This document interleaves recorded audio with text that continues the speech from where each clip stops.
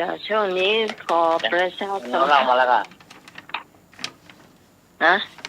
อย่างเขาลังมาแล้วกัน นี่บอกว่าเนอะ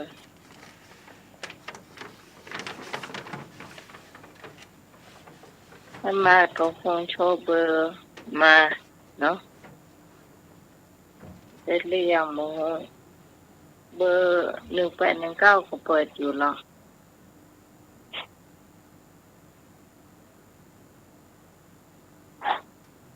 โชว์เบอร์ไปทางท่านสมาคมไม่ได้โชว์ค่ะ ที่เหมือนได้ยินเสียงครับ เนี่ยแต่เลขซ้อนเนี่ย อ๋อ ของใครอ่ะ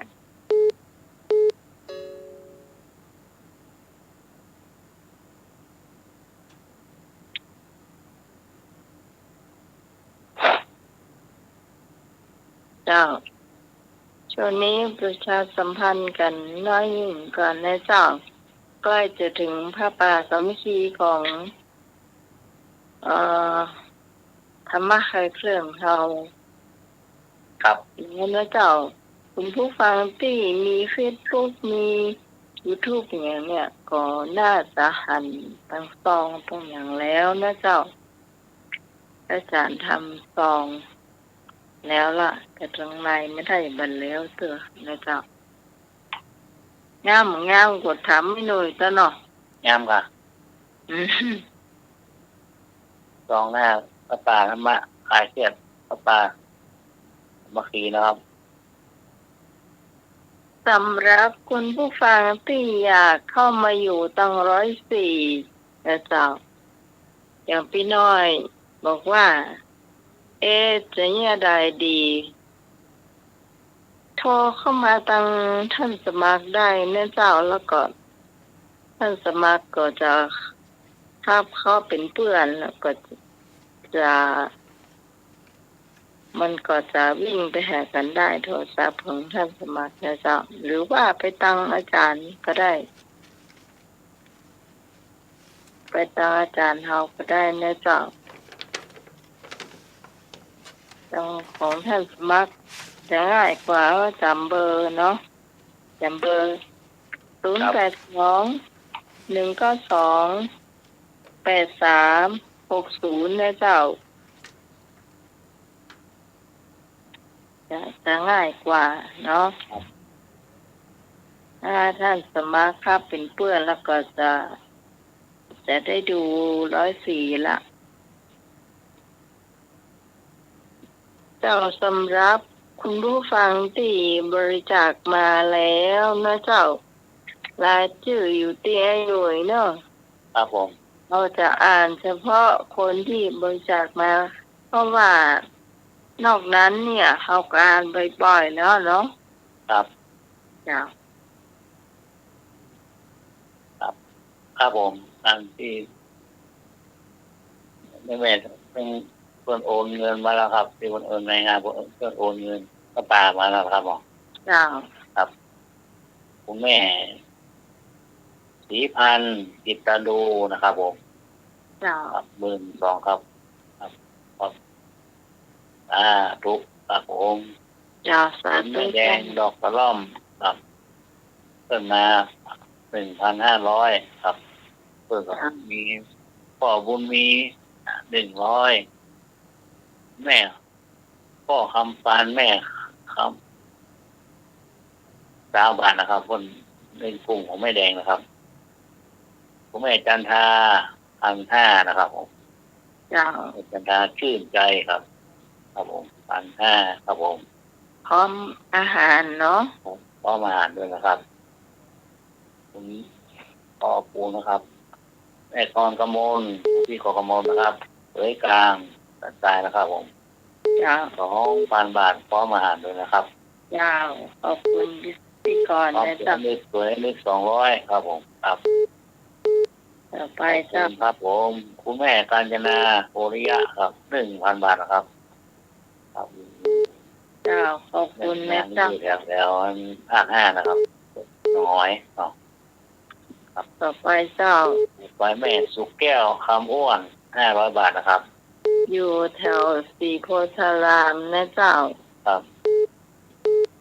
ต่อมาของคุณแม่อารี500 บาทเจ้าขอบคุณนะเจ้าครับคุณแม่สุรีเนาะสุรี500 บาทครับผมเจ้าไม่ได้ก่อนนะเจ้าครับ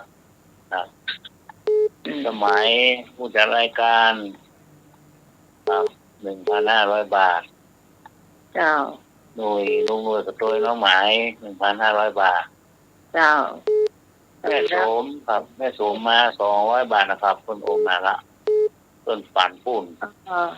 พระป่า100มาที่ป่าต้นหอมพระป่าเจ้า100เจ้าแล้วต้นหอมวัดสันเหมืองวัดสันเหมืองก็มีการก่อสร้างเหมือนกันแต่ว่าเพิ่นไม่ได้หอมกำเปื่อเนาะเพิ่นป่าเขาหอมแต่กับเนนเอารักคุณโยนันมาไม่ได้ก็จะเอาสตางค์ส่วนนี้หึงนะเจ้าครับขอบคุณทุกส่วนนอกนั้นก็ยังมีอยู่เจ้าสำหรับพี่น้อยนะเจ้าพี่น้อยนี่ก็เพิ่นเอาสตางค์ไปแล้วนะเจ้าเนาะอาจารย์นิพนธ์ไปว่าสตางค์แล้วก็ยังอยู่ที่อาจารย์นิพนธ์นะเจ้าครับผมโอนลงมาแล้วครับขอบคุณครับสารกลางขอบคุณอาจารย์นิพนธ์เลยเนอะวิ่งสายเดินสาย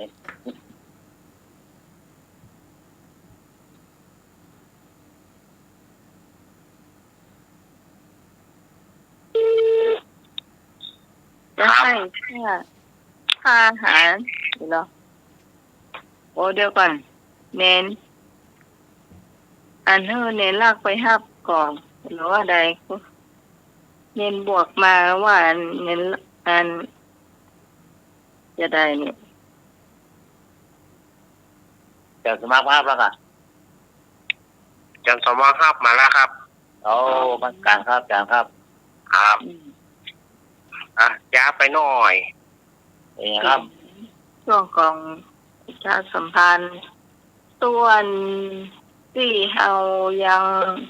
ไม่ได้เป็นตัวสตางค์นี่เราก็ยังมาอ่านเพื่อนะเจ้าแล้วจะปิดติ๊กกันวันที่14นะเจ้าอันนั้นจะปิดติ๊กกันว่าคนไหนจ่ายตามมาแล้วหรือว่ายังไม่ได้จ่ายเตือนนะคืนวันที่14นะคงจะช่วยกันติ๊กกันนะเจ้าเนาะเจ้า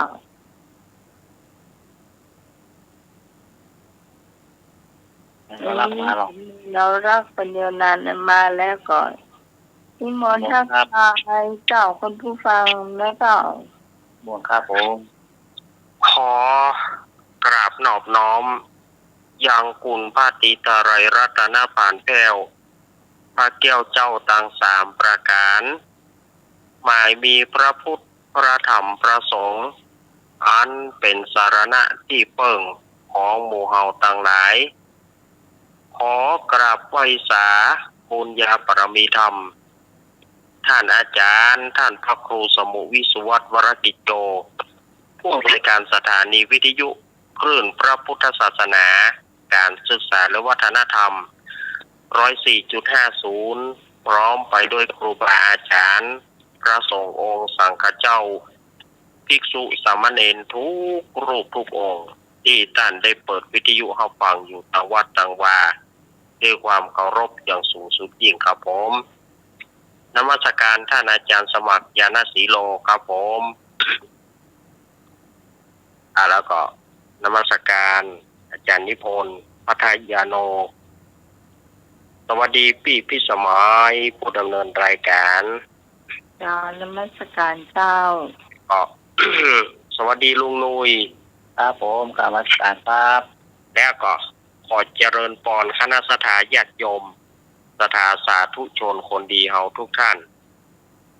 วันนี้เข้ามาดึกหน่อย โอ้วันนี้พอดีเพิ่นมีการประชุมสภาเจ้าบ้านเรื่องของงานกฐินที่จะมีในวันที่ พฤศจิกายนนี้ก็เลยมีการประชุมตั้มบัดเดียวนี่ก็อาตมาภาพก็รักษาการก็คือครูใหญ่ครูน้อยพันโลงมันมีในอาตมาภาพหมดจำเป็นต้องอยู่ประชุมจำมาเตอร์หนองโอ๊ตเอา โอดเอา ก็เลยหน่อยภาคนี้อาจจะเวลาเข้ารายการก็อาจจะบอกให้เต็มไม่เต็มหน่วยมาเป็นอย่างเจ้ารอให้มันเข้าตีเข้าตังเข้าใจว่าหลังลอยกระทงก็คงจะได้ตู้เจ้าเข้ามาอยู่เพื่อได้ตู้เจ้าเข้ามาอยู่ก็คงจะผ่อนเบาแหงอาตมาไปแถมจันนักปุดตรงนี้น้ำขึ้นไม่รีบกลับตอนนี้ก็เลยได้ตึกหน่อยเจ้ามันเตอร์เดี๋ยวนี้รักษาไว้ก่อนนั่นเนาะรักษาไปก่อนรักษาไปก่อนเดี๋ยวโบสจะหายก็เลยอะไรกันเรียนท่านสมัครโทรไปว่าล้อหลัง4 ทุ่มเลยเนาะพอเจ้าบ้านก็มากันเต็มวัดนี่ครับก็เลยจ้าไปประมาณ1 ชั่วโมงเอาละวันนี้อาตมาภาพก็คงบอกอย่างนักเนาะเพราะว่าจะเข้าสู่ช่วงรายการลำดับต่อไปเตรียมไว้เด้อเตรียมเสียงเอาไว้รู้สึกว่าเหมือนจะอีดหิวมันเจ็บว่าเอาล้อมันมาละมาเข้าใจนะเป็นปัญหาไม่ว่ามาก็เอาครับวันนี้ล้อมันพร้อมหนีได้กันก็ท่านผู้ดำเนินรายการก็ดำเนินรายการลำดับต่อไปเนาะเดี๋ยวก้อยปลากับช่วงนิทานเนาะจ้าต่อไปนี้ก็เป็นพุทธประวัติเจ้าวันนี้อาจารย์นิพนธ์กลาป่วยป่วยเป็นไข้เป็นยังเนาะฝนตกเนอะสุแม่เตอะที่ยินไผว่าจะเจ้าฝนตกต้องที่อยู่ก็หลังลงมาหลังว่ะโอ้วัวมานี่มันฮ้อนหน่อยเนาะไอ้หนึ่งเนาะครับมันฮ้อนหน่อยแต่ว่าช่วงที่น้องรับที่เมื่อตอนฮะเขาก็ห่มผ้ารับไปอย่างนั้นนะวะตื่นมาตามกปลายเขาตอนก็ไม่ได้กิน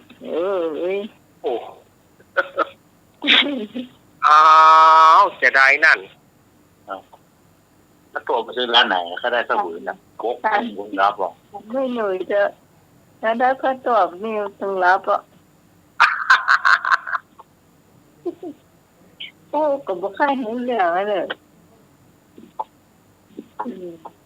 ซื้อร้านไหนเขาตัวบุญเนี่ยเขาได้ละโก๊กบุญรับอ่ะนี่ไงที่หยอกมาค่าถ่ายละรับเมินเนี่ยนะตื่นมาไป3 โมงครึ่งว่าก็ต้องได้กินเนี่ย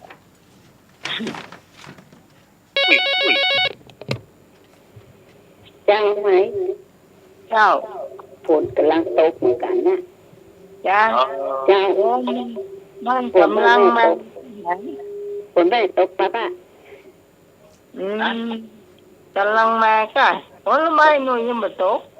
กำลังมาเดียวเนี่ยฝนเนี่ยกำลังตกเดียวนี้พร้อมกันเนี่ยแม่บุญจ้าไว้สาเจ้าไว้สานั่นเองพร้อมกันเนี่ยไปเลยเนี่ยฝนที่อยู่กับแม่เหลือนะยังเน้นว่านายมาพร้อมกันนะเจ้าเจ้ากับบ้านนั้นแม่บุญกับบ้านไอ้หนุ่ยเชื่อใจเหรอจังเพื่อนไม่เป็นไรเนาะอันนั้นเพื่อนโดยรอก็ตอนที่ทำก็หาไม่ครับอยู่คือจ้าเปลือกกูน้ำเพื่อนเจ้าสวัสดีเจ้า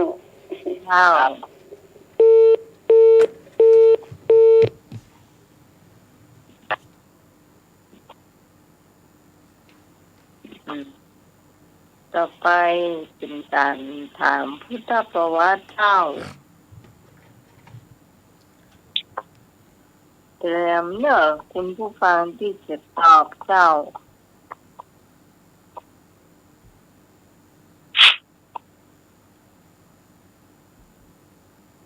พรปะเต้ามาแล้วค่ะมาเลยค่ะ ยังเป็นลาจังเดือน โอ้ เจ้าไปบ้านลูกป้าลูกสาวก็ ที่เปิดว่าจะขึ้นบ้านใหม่นะแก ครับ เจ้า ไปอยู่นะ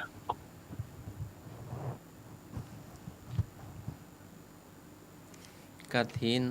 เพิ่มเติมกฐินวัดฝายหินก็วันที่29 ตุลาคม เจ้า เจ้า อืม มหาวิทยาลัยเชียงใหม่น้อมนำมาถวายเนาะเจ้าเวลาบ่ายโมงเนอะพิธีเริ่ม ก็มารวมได้เนอะ ต้องบ่ายเนาะ แล้วก็เจ้าวาดวัดสันป่าคอยเนาะเจ้าคณะตำบลสันผีเสื้อเนาะก็มีงานทอดกฐินในวันเสาร์ที่5 พฤศจิกายน 2565 เวลา 9:29 นาทีหน้าวัดป่าคอยใต้เนาะใกล้บ้านแม่แดงเนาะตำบลสันผีเสื้ออำเภอเมืองจังหวัดเชียงใหม่เนาะเจ้าวัดป่าคอยใต้วัดอาจารย์พระครูเจ้าคณะตำบลเนาะ จะมีปากคอยใต้ปากคอยเหนือ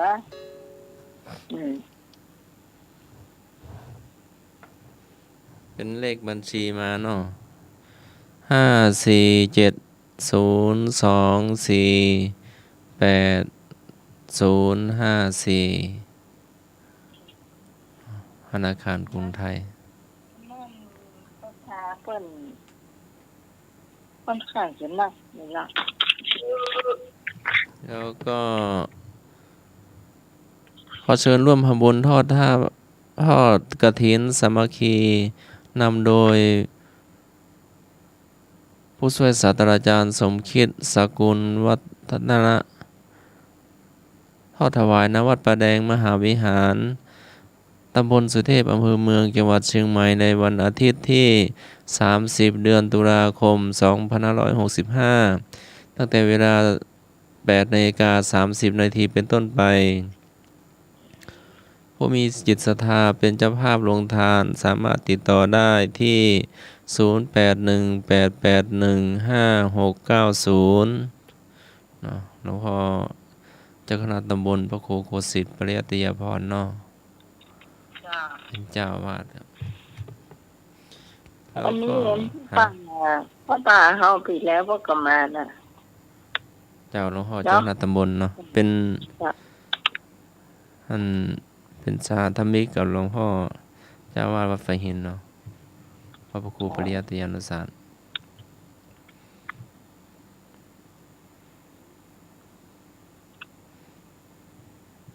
แล้วก็สอบนักธรรมชั้นโทชั้นเอกในวันที่10 11 12 13 เดือนพฤศจิกายนเนาะตุลาพฤศจิกายนแล้วก็วันที่15 เดือนพฤศจิกายนก็สอบธรรมศึกษาเนาะทั้งนักธรรมทั้งธรรมศึกษาทั่วประเทศเนาะ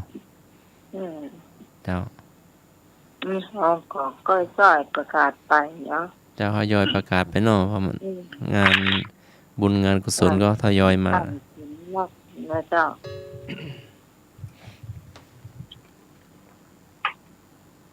ของวัดดานปานนี่แล้วไปละกฐินนะเจ้า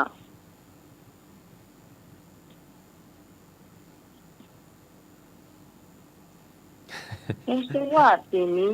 ค่อนข้างจะหนักพอสมควรนะเจ้ากฐินเนาะทั้งเสมอนี่ ทอดวันนี้หรือทอดวันพรุ่งนี้ก็บ่ฮู้เหมือนกันเลยที่เพิ่นว่าดอกแต่ว่าพักว่ากฐินจากกรุงเทพนะเจ้าก็น้องสาวก็ได้ถวายหมวกไปเห็นประมาณ30 ใบแล้ววันพรุ่งนี้จะได้ไปตังกัวตังไม่แต่งว่าเจ้ากฐินครูบาปู่วังนะเจ้า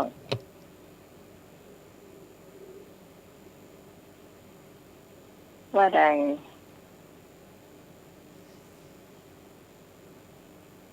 ดเจ้าว่ามาเลย นมัสการครับปู่การทำแท้ครับ หน้านี่มันทอดกันกินลูกมันก็มีทุกวัดแม่ริมที่เองมาม่วนขนาดไปยะผมไปทุกวัดนอกในอำเภอริมนี่นมัสการครั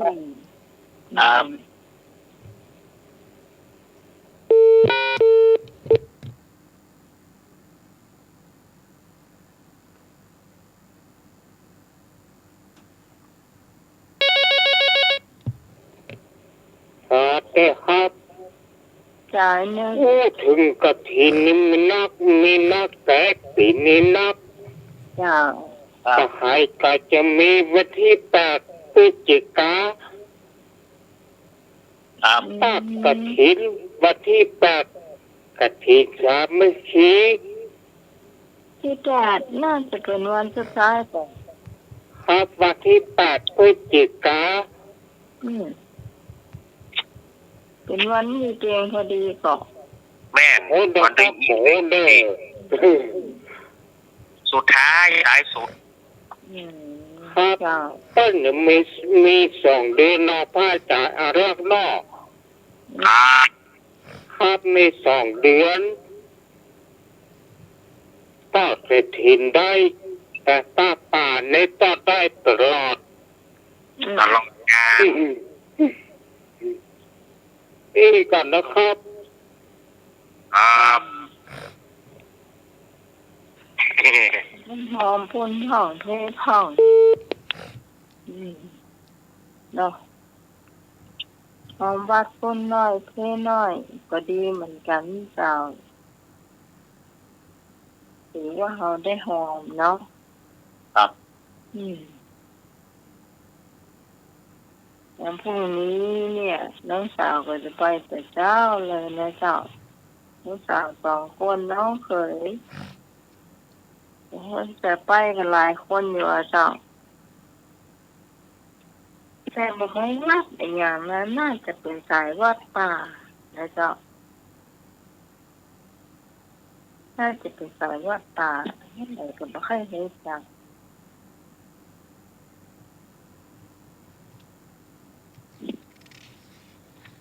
มาท่านสมัครมาทำปัญหาเลย พระศิวลีได้รับยกย่องเป็นผู้เลิศในด้านใด ก็พระหูสูตร ขอบริวารมาก ขอ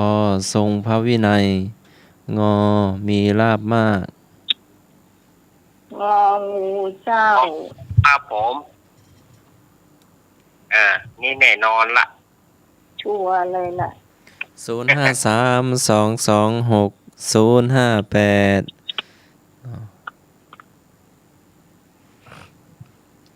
เจอครับมาแล้ว เจ้า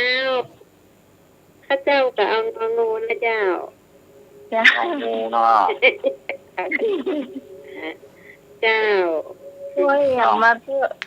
ช่วยกันมาเตอะเต้งมาเสียหาย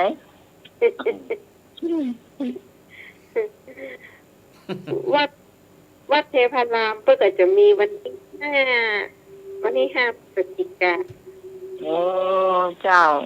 ประชาสัมพันธ์ไปเลยนะเจ้าได้สถานีประ กระ กาศ ถิ่น ไปเล สาย มัคคีเหมือนเดียวกันนั่นแหละ เจ้า เจ้า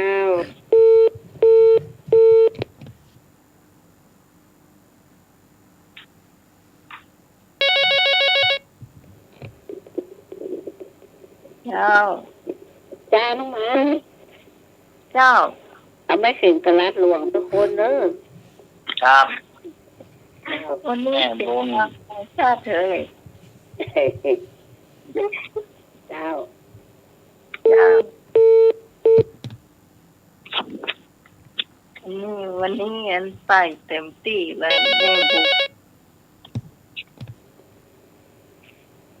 สวัสดีเจ้า ที่การจ้า ว่า สร้างเลยทำงานด้วยนมัสการจังสมาค่ะ ได้เลยก่อน นมัสการจันเมลักค่ะ สวัสดีน้องใหม่จ้า จ้า สวัสดีหนูจ้า ครับผมดีครับทุกคน ทุ ค ก รับ คนก็เอาตามน้องใหม่จ้า เจ้า เป็นตลาดหลวงอ่ะ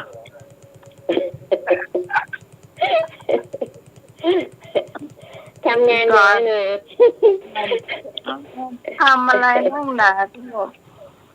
ก็ ใส่ใบไม้น้องใหม่เคยส่งไปให้หนุ่ยดูแล้วนี่ โดย เก็บเงินไว้ทำบุญนี่เยอะ ความเพียรหรอก จ้า สวัสดีธรรมสายเชื่อทุกคนจ้า มี ลื ความ มไป เพียร สวัสดีพี่กรณ์ จ้านวัตการจานเวลาน้อมเน้ออยู่อันตนเดียวนั่นเนาะ น่ากะ ตัวสองปืนน้องน้องเนี่ยครับ จ้า เดี๋ยวตายอื่นไม่จะเข้าเนาะ ครับ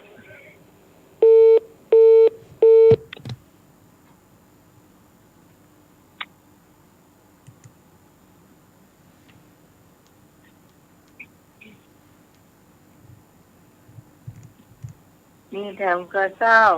ยายพรมันตอบข้องก็ได้เนอะยายพร ฝนตกรับดีหมอยายพรเนี่ย นี่ตกก็หาสังกะแปงฮะ หมอหุ่นเนอร์อ้าว ไม่พลอยเจ้า ถ้าเพียรดีตรงเนี่ยพี่สุรีตรงเนี่ย ที่ไหนฝนตกป้องรายงานพ้องเนอร์ ครับ ป้าสื่อ ต้องตรงเนี่ยประมงตรงเนี่ย เงินใจ ประมงกัดป้อมตก เดี๋ยวแล้วก่อนไม่สมเจ้าไม่สมน้องเปิด ผมเนาะ ป้าพูดแล้วเนอะไม่สมเนอะ จะส่งโทรมาเลย ส่งมาได้เนอะเจ้า เมื่อหายดีแล้วก็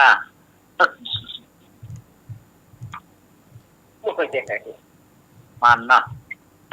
ให้สมเพื่อมันนะเลยไหมโตกว่าต่อ หวานถ้าโทรเข้าฐานีมันเสียงนัก ครับ เปิดโทรศัพท์เพื่อนแล้วเนอะไม่สมเนอะ ทำไมเปิดเนอะ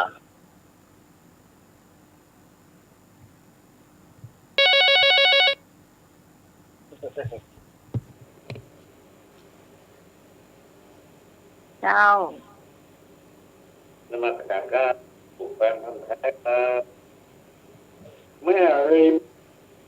ฟ้าแจ้งหรือนอกนมัสการครับ ไอ้นึกตอบก็ไหน เรื่องมาเรื่องอย่างเรื่องอย่างขอไข่ขอควายงองูค่ะอีกจบจืดแล้วเนอะ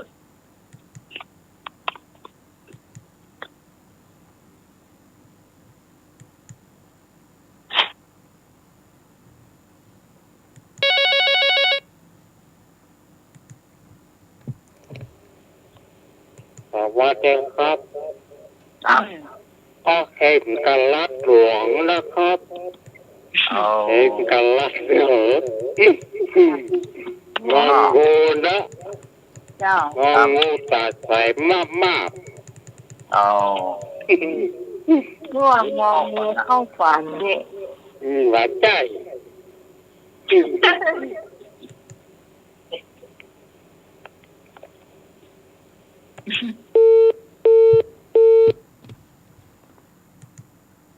สีวลีดูอีกแล้วตัววะโอ้แล้วเปิดนะ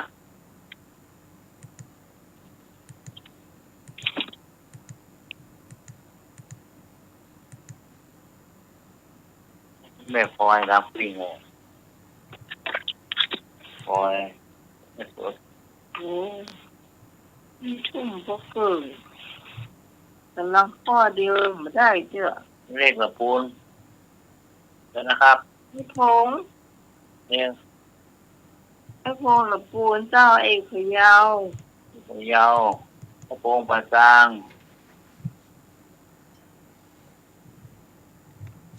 ปลาซางวันนี้มีเสียง2-3ตีเสนอ แม่โสธรนะเจ้า ตอน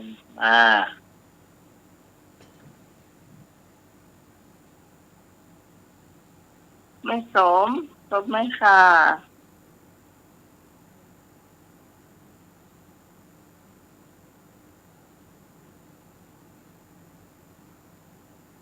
หมดละจะได้เฉลยเนาะ พวกแก้วเลยนะพวกแก้ว นั่นเปิ่นเก่งกับพูดเก่งตังอะไรอย่างอ้อพูด อ๋อพวกแก้วพูดนะ เจ้าได้รอ ครับ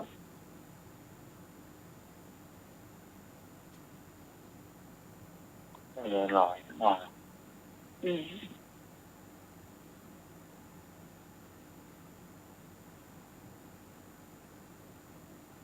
ก็เฉลยเลย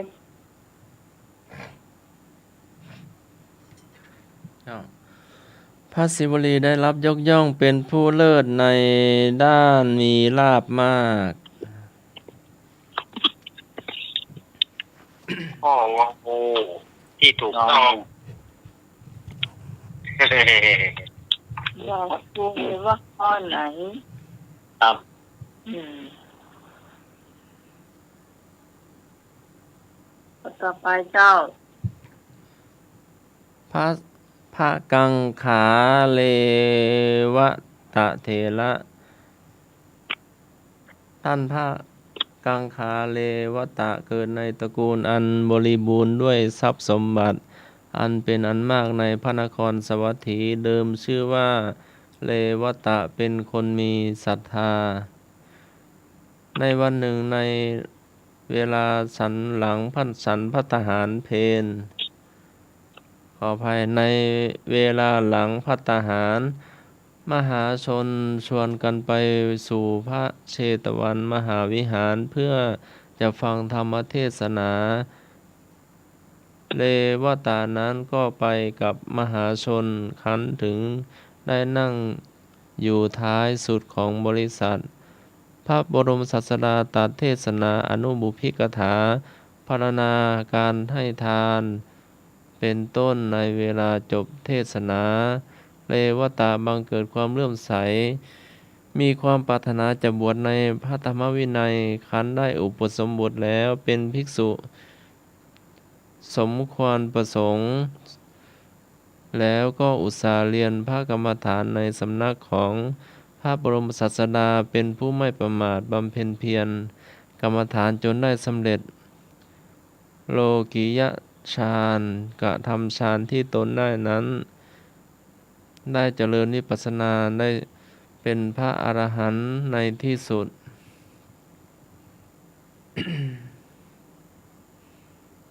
ถามว่าท่านเกิดในตระกู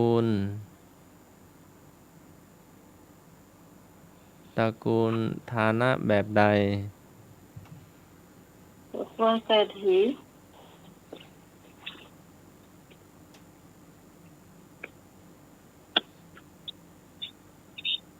ตระกูลเศรษฐีนั่นเนอะออกตัวก่อนนั่นเนอะวันนี้นะ ชื่อเล่นท่านว่าชื่อเล่นแหมชื่อว่าอย่างไร ชื่อย่อ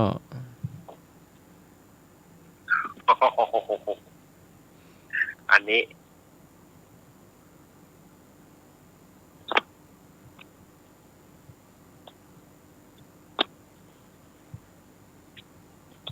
ศรัทธาญาติโยม อะไรดอกวีดดอกวัวเนี่ย 0532260058 ฮะ ไม่ใช่เลวตาหรอก พระท่านนี้พระเถระท่านนี้อันไม่ค่อยดังแล้วเนาะ อืมก็เลยนำเสนอท่าน เดี๋ยวก่อนมันจำน้ำหน้า2 คำนะจำไม่ได้เลย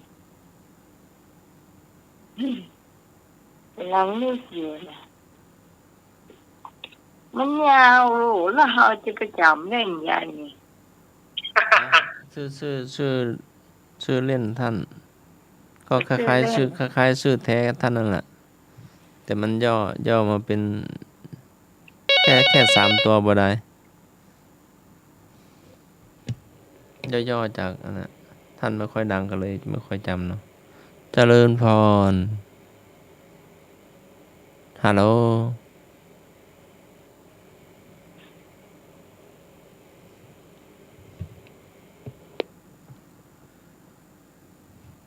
เสลยเนาะมีท่านไหนได้ก่อน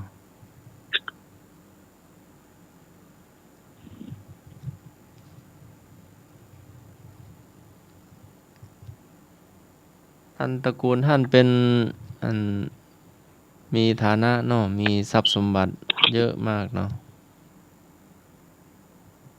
ในพระนครสาวัตถีชื่อเดิมท่านมีชื่อว่าเลวตะที่จะตอบถูกก็หรอนั่นน่ะ เก่งเนาะ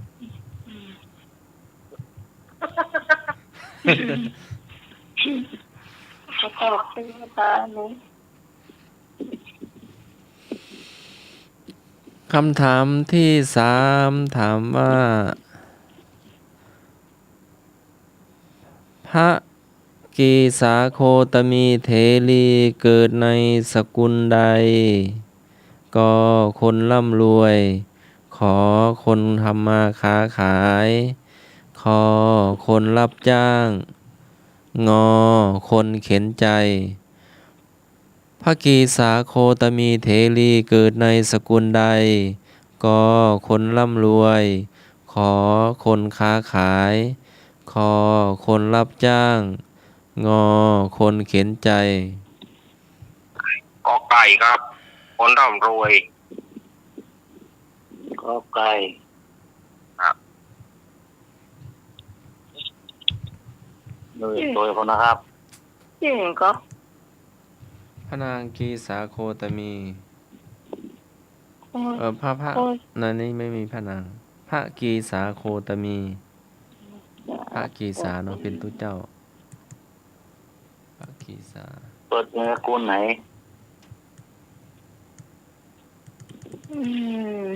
ทำโดยแม่ค้า จะเป็นคอควายเจ้า หืม คอควาย เป็นสมัยคอควาย เจ้า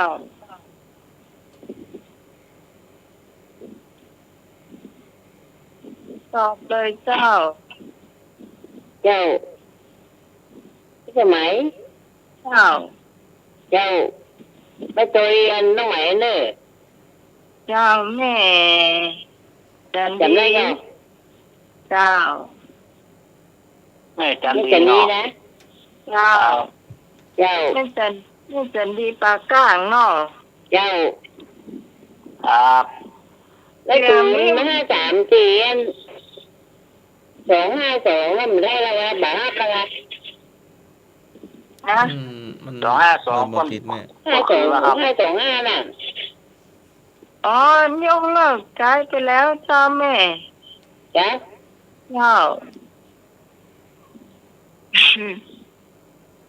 อ๋อเดียเนอะ เจ้า ดีครับผม เจ้า โอ้มาเงินนะ053-226-058นะเจ้า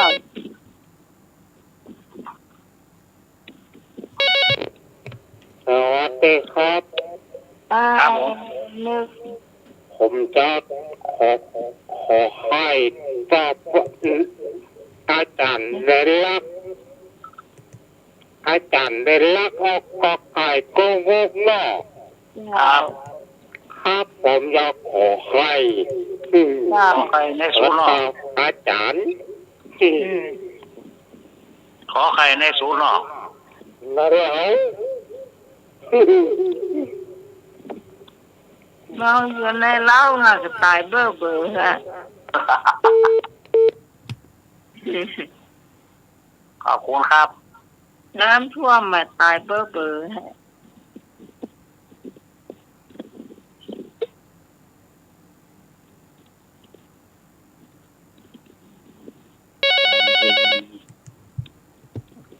กันดี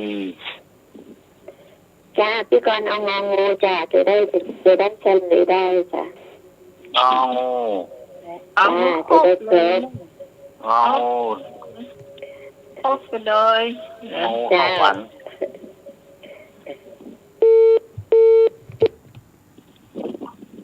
เอ้ย งอ ร้อย งูก็มีแล้ว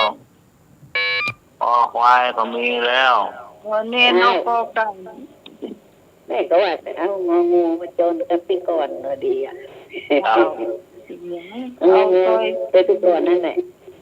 ครับ เจ้า เมื่อก่อนเนาะ จ้า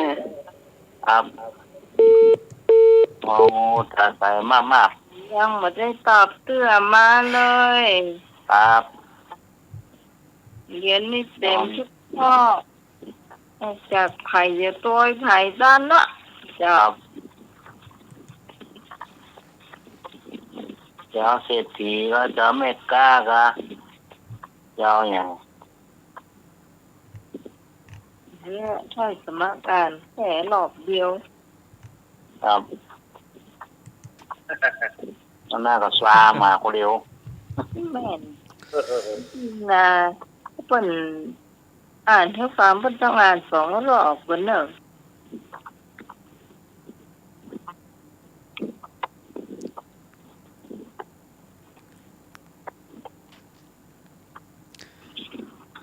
พระเกศาโคตมีเทลีเกิดในสกุลใด ก็คนร่ำรวย ขอคนค้าขาย ขอคนรับจ้าง งอคนเข็นใจ อืมรับจ้างเห็นใจ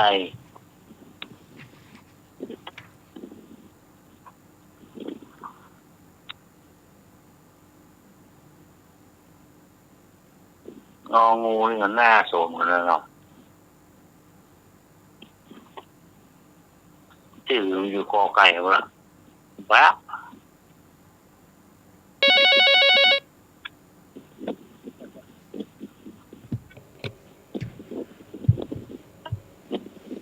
อ้าว ขอตอบข้อไข่หนึ่งขอตอบตัวสักค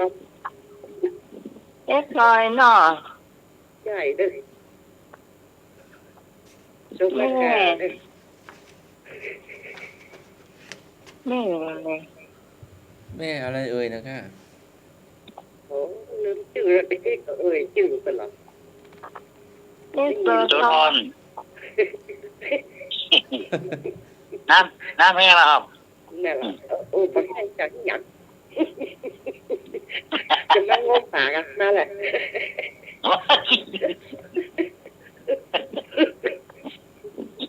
อยู่เรื่องมาแย่นะเดินแล้วนะ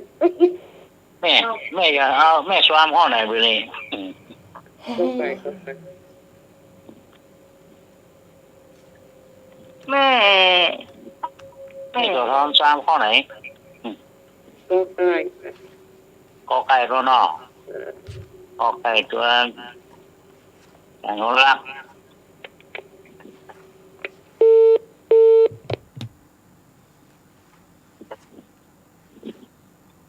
ตั้งซ้ายมัน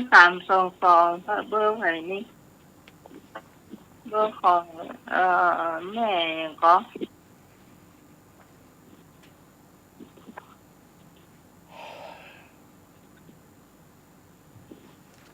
322 สมไม่สมไม่ อ๋อ ก็ ไม่สมศูนย์ไม่สม14ไม่หรอไม่สม014แต่เบอร์นี่น้องมาล่อมบอกใส่นี่ อืม อืม ไม่ใช่บ่ออากาศเลยนะ อืม ไม่บ่ออากาศเลย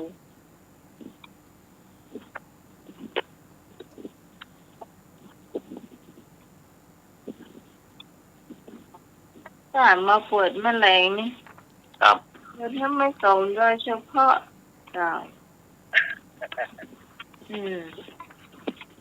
แล้วก็เป็นบบอันบอกว่า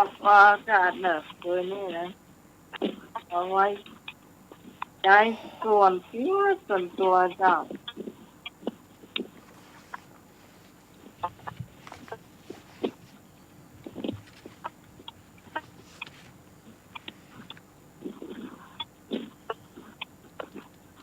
แต่โทรมากำเดียวอ่ะ อืม โทรมากำเดียวเดี๋ยวเราโทรกราฟนี่มีทางเนอะโมซิสนะเจ้า หมด เฉลยเจ้า เวลามันไปติ๊กๆเนาะ ครับในการให้วงน้อยโวยก็ได้ ภากีสาโคตมีเถรีเกิดในสกุลคนเข็นใจ คนเห็นใจงองู เจ้า ติกรแม่บูน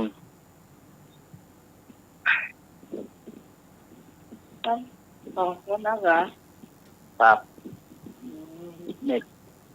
กองกำมลแม่บูนตากุ้ย อืม อ๋อน้ำมารูนเอาไปหมด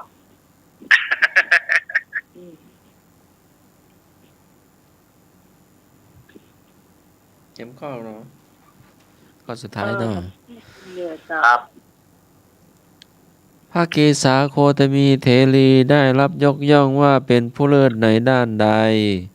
ก็มีฤทธิ์มาก ขอมีปัญญามาก ขอ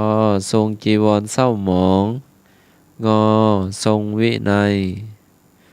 ภากีสาโคตมีเถรีได้รับยกย่องว่าเป็นผู้เลิศในด้านใด ก็มีฤทธิ์มาก ขอมีปัญญามาก ขอทรงจีวรเศร้าหมอง งอทรงวินัย ขอใครฮะ ฮะคนตะ ขอ กี้นะ ใคร นั่นสมาคนตะกี้นะคะ เจ้า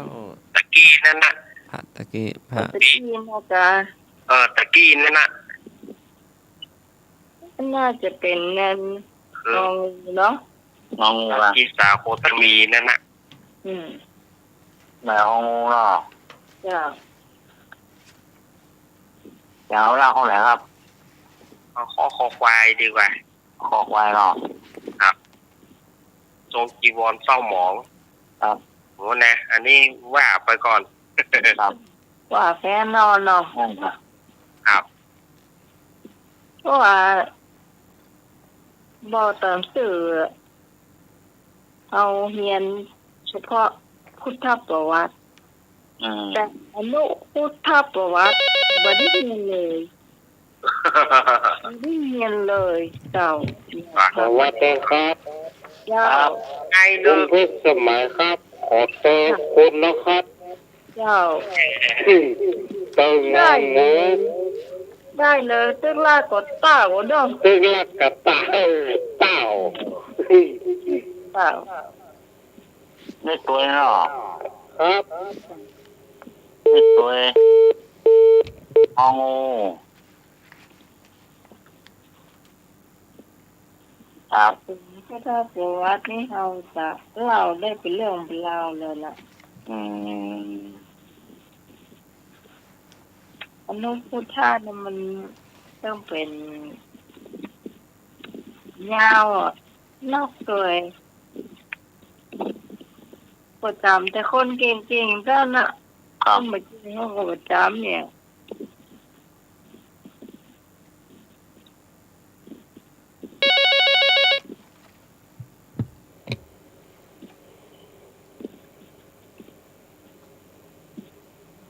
เจ้า พี่กรณ์ก็เอาตามน้องใหม่จ้ะ เจ้าง องูอ่ะครับกางองูแต่มาก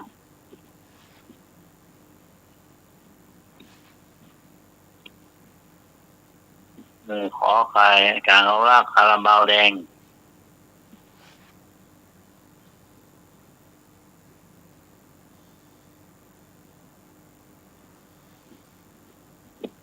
ขอใครว่างนะครับ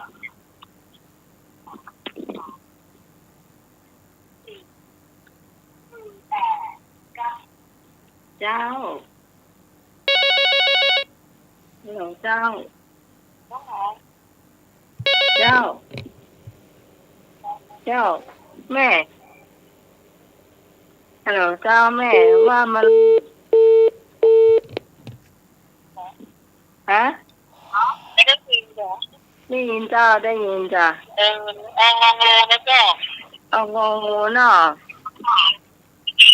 อันนี้ลูกของ สมว่า เจ้า ครับ เจ้าเอา ส งู มปากา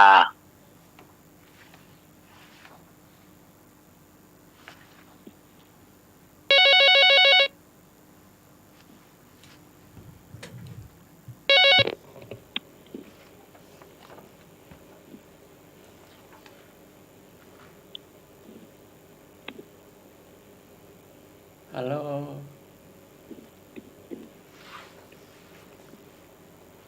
เจ้าว่าใด นมัสการครับผมแฟนพันธุ์แท้ครับ ข้อไหน คำตอบสุดท้ายคือจ้าพ่อขอใครครับนมัส ขอ การ ใครเนาะครับ ใครเนาะ ครับแฟนพันธุ์แท้ขอใคร อืม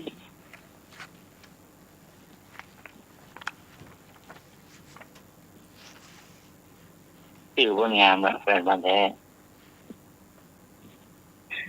วันนั้นปล่อยไปตอบที่เน้นไลน์ไม่รับโอ้ปล่อยไม่เห็นเฮ้ไปหรอก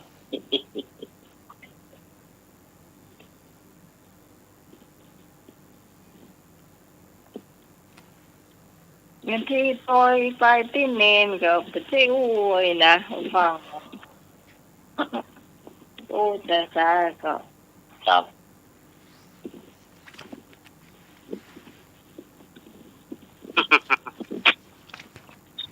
มาที่เฮาโอ้ยเกินอ่ะโอ้จะตายเย่โอ้กะโอ้เรื่อง เนาะ ไปลูกๆกันเนาะ ครับ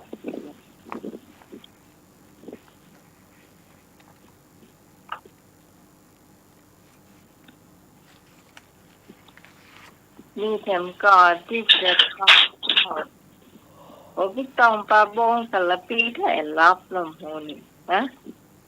ครับ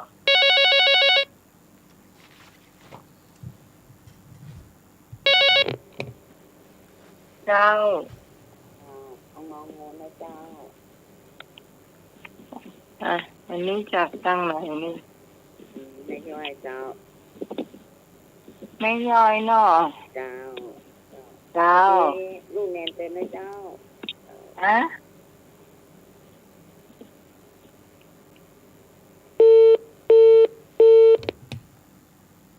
เบาไปหน่อยเนาะแม่ยังไม่ย่อยละ แม่ห้อไหนครับ ข้อไหนอ่ะมันจะมาข้อไหน เสียงหน่อย เสียงหน่อย แล้วก็วางสายไปเลย เสียงแกมันจับความบ่ได้อ่ะ แต่รู้ว่าเป็นผู้หญิงนะ เราก็ถูกกันแน่ อยู่ไม่ย่อยแต่ว่าก็นาข้อไหนโมโห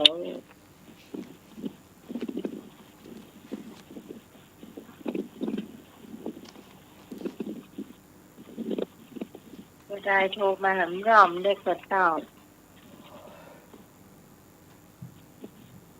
พูดดังๆหน่อยเนาะ ครับ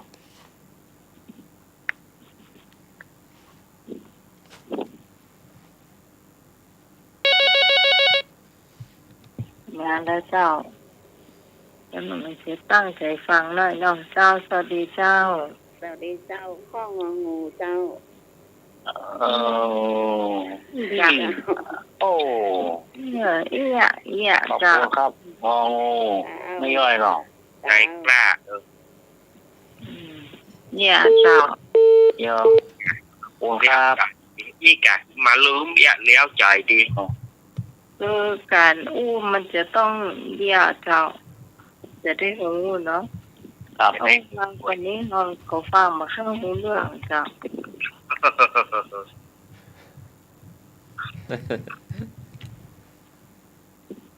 ขนาด เยื่อ คน งองู โทรศัพท์ยังหูเรื่องนี่ก็ไล่จับเจ้า เยื่ององู เฉลยบ่ ครับท่านนูโรมาแล้วเลย อืมเราวางยาวันนั้นผมเนอะ ครับ ช่วงเนนเหล่านิทานโอ้หลับอ่ะ หลับไปเลยเนาะ ครับ ไปหน่อย เตียวกะเราไปเตียวมากับดื่มน้ำดื่มหยังกะ เจ้าพระกีสาโคตมีเถรีได้รับยกย่องว่าเป็นผู้เลิศในด้านทรงจีวรเศร้าหมอง จีวรเก่าจีวรขาดจีวรใช้มาเมินเนาะ ต้องไปหรอ คอควาย อ๋อควายถูก ทรงจีวรเศร้าหมอง เน้นถูกคนเดียว เน้นการรักถูก อืม อืมโอ้มามันรูนนะ อันนี้กึดใจไปได้แน่ได้เองว่ามันน่าจะเป็นครับ คือว่ามันอาจจะแม่นนี่เนาะ น่ากะ ว่ามันก็แม่นแต่ป่ะ เห็นแท้จำได้อยู่ลูก แต่ว่าปรึกเนาะ ชื่อที่เก่าแล้วก็ชื่ออันเดียวแล้วก็ ที่เก่า เป็นคำถามคนละคำถามจ้ะต่อไปเป็นการเล่านิทานสามเณรเจ้า เอาละเนอช่วงของการเล่านิทานเนาะ ไปมันได้ก็ไปได้ มาเลิกได้ เล่านิทานช่วงของเล่านิทาน ก่อนที่จะเล่านิทานก็จะไปลืมเนอสถานญาติโยมวันที่30ก็กฐิน200 กว่าวัด หรือว่า300 วัดที่จะไปทำบุญกี่บาทก็ได้ที่วัดม่อนฤาษีตำบลไดหล่ออำเภอไดหล่อจังหวัดเชียงใหม่สถานญาติโยมจะไปร่วมของบุญของกุศลก็น้อมเจริญแค่โอ้ได้เวลาละ5 ทุ่มเนาะวันที่1พฤศจิกายนของท่านอาจารย์มหาสมชาติชาตาปัญโยเป็นบ้านเกิดเปิ้นเนอวัดบ้านเกิดเปิ้นท่านมหาสมชาติชาตาปัญโย สวัสดีครับกำลังรับฟังอยู่เลยครับลูกแก้วโดยรอครับ ครับ อ้าวคุณเนอ ขอบคุณครับ ขอบคุณเนอ วัดบ้านเกิดของท่านอาจารย์มหาสมชาติชาตาปัญโยนี่เปิ้นก็จะทำบุญทอดกฐินเหมือนกันในวันที่1แล้วก็วัดอาตมาภาพวันที่6วัดอาตมาภาพก็วันที่6 พฤศจิกานี่ก็แจ้งกับสถานญาติโยมจะทำบุญต่างได้ก็ได้เพราะว่ามันงานบุญกฐินปีนี้มันหนักสถานญาติโยมวัดไปหินเฮากันเนาะวัดไปหินเฮาก็วันที่29เนาะวัดไปวัน29แต่ก็จะข้ามเขตเปิ้นข้ามไปนะอะไรท่านอาจารย์จะด่าหาหอมเนาะ เนาะวัดไปหินของเฮาวันที่29เนอะสถาญาติโยม29 30นี่แล้วก็วันที่1มันไล่ๆกันนะสถาญาติโยมงานปีนี้เนาะก็ถือว่าโอ้โหก่อนที่มันจะเสี่ยงสุดอะต้องมีกฐินกันเกือบทุกวัดเนาะวันนี้อาตมาภาพก็จะได้นำเอาทานมาเล่าให้กับสถาญาติโยมแต่มันเป็นนิทานธรรมชื่อ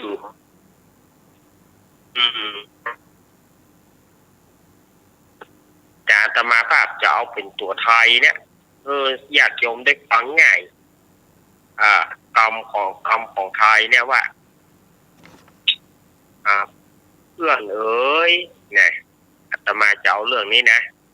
อาตมาสั่งว่าเพื่อนเอ๋ยคำว่าเพื่อนคืออะไรอย่างก็มีนกหัวขวานนะสถาญาติบ้านเฮาเขาว่านกปะเฮ่นกปะเฮ่ที่มันสับ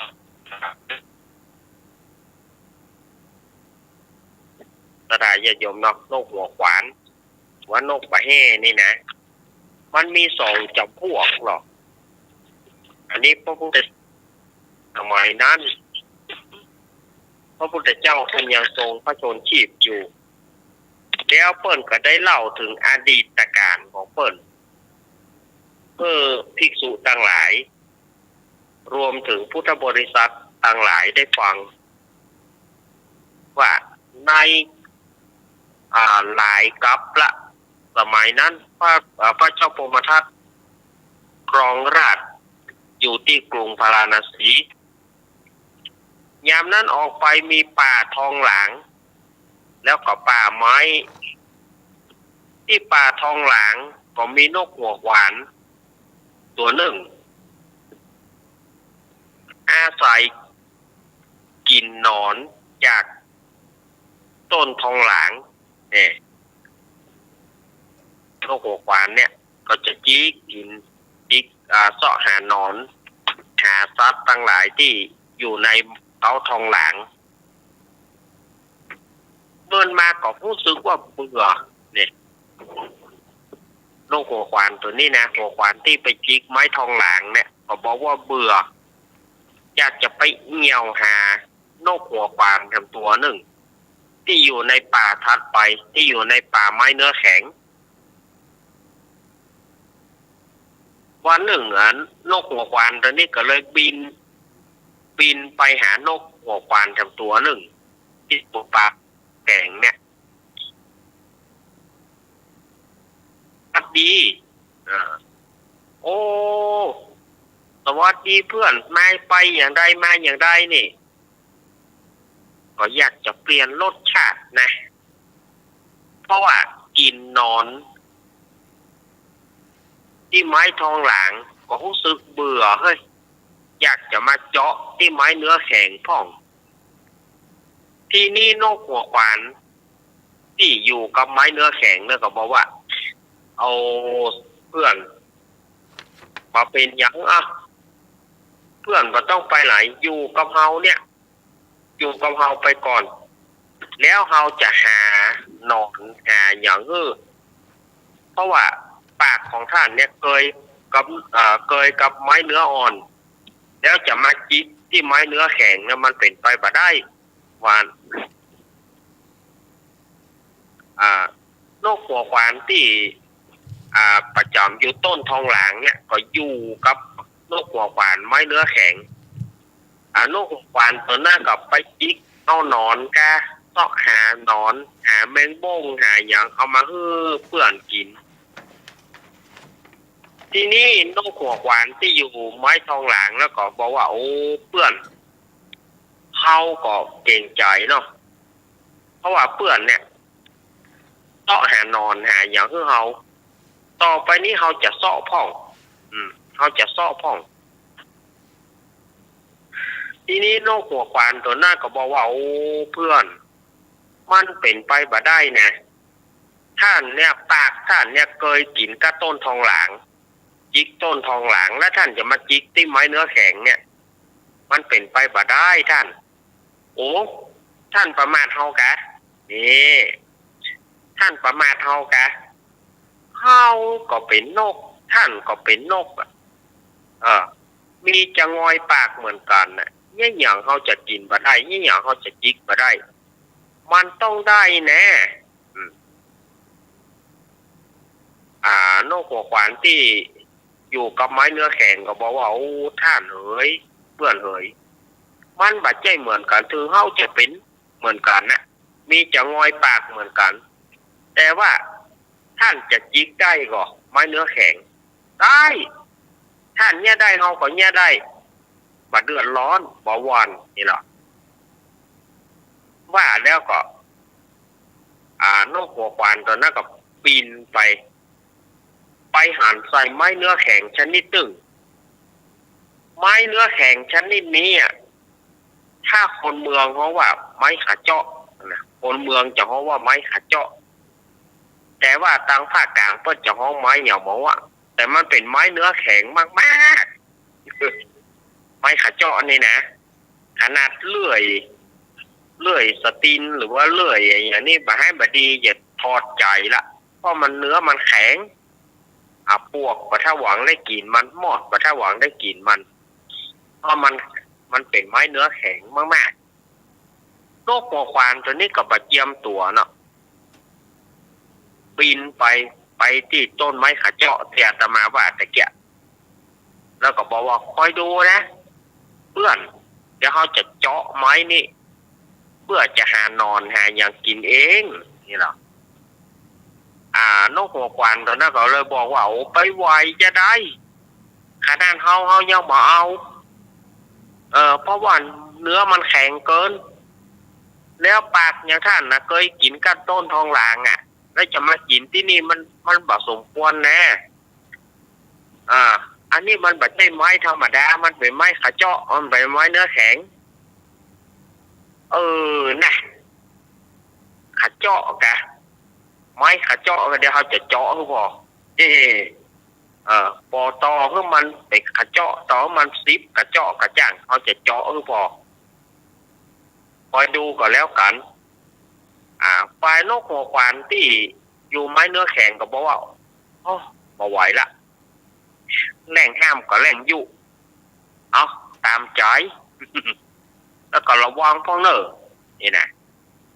โอ้เชื่อฝีมือกันเดี๋ยวเขาจะเจาะให้ดูบอกว่ากับใจจะงอยปากเนี่ยเจาะปั๊บอย่างใดก็ได้จิกอย่างใดก็ได้ไม้มายอมไม้มายอมแตกออกก็เลยด้วยความเพราะว่านกตัวเนี้ยมันนกที่อารมณ์ร้อนขี้มิ่งไงเนาะอันเขาว่าขี้มิ่งปอโป่งคอเจาะเขาเต็มเป่าก็ว่าไปมีจะงอยปากหัก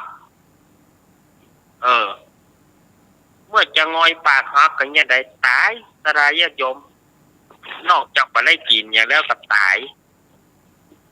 ทีนี้ก็นกหัวควานจำตัวเนี่ยก็เลยบอกว่าเปื่อนเอ๋ยถ้าเปื่อนฟังเฮาเปื่อนก็คงบ่เป็นอย่างอีกย้อนว่าเปื่อนดื้อนั่นแหละจึงเกิดความหายนะให้กับตัวเก่าพระเจ้าจะว่าแล้วเนอะพระพุทธองค์ก็เลยประชุมชาดกเพื่อศรัทธาญาติโยมแล้วก็ทุกเจ้าทั้งหลายได้ฟังว่า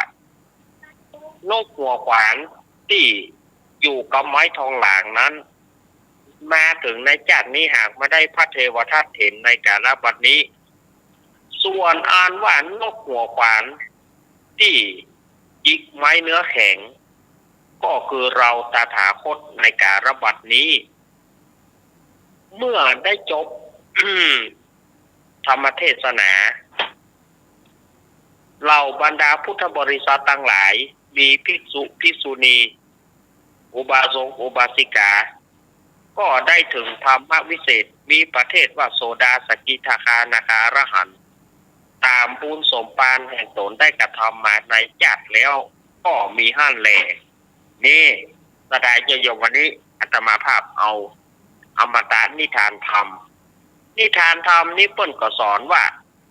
คนเฮาหากินอย่างหนึ่งแล้วจะไปหากินอย่างหนึ่งมันย่อมจะบ่ได้ฐานะตังไหนก็เอาตังนั้นฐานะตังไหนก็เอาตังนั้นอันนี้เปิ้นเตือนไว้เปิ้นก็เป็นคติเตือนใจสำหรับศรัทธาญาติโยมเนาะสำหรับฉันรัดความร้อนแล้วจะไปแปลงไฟไม่ได้วะนั่นน่ะกะมันปัจจัยเจ้ามันใช่อ่ะคนเคยอย่างหนึ่งแล้วไปเอาอย่างหนึ่งเนี่ย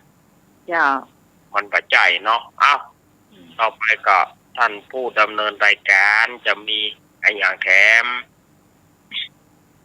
นี่ไม่บุญทำกับข้าวอย่างก็เอามาเลยไม่บุญมาเลยไม่บุญวันนี้จะทำอะไรนะ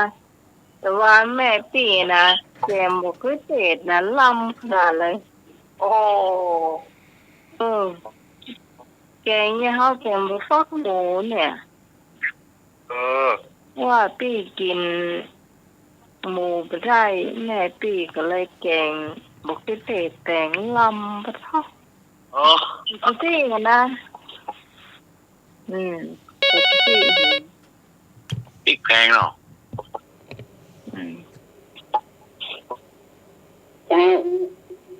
เจ้าแม่ก็เปิดกะลำกะแกจะได้ยินนะลำเจ้าเอาเงินหน่อยนะเจ้าพอเลยอยากเงินหน่อยแล้วมันจะออกหวานๆนะลำเจ้าแกงไก่เรื่องข้างในมันกินนะมั้งไก่กินหมูแกงไก่ก็รับเนอะสั่งกวานี่จะลามมาหีบกินหมดเลย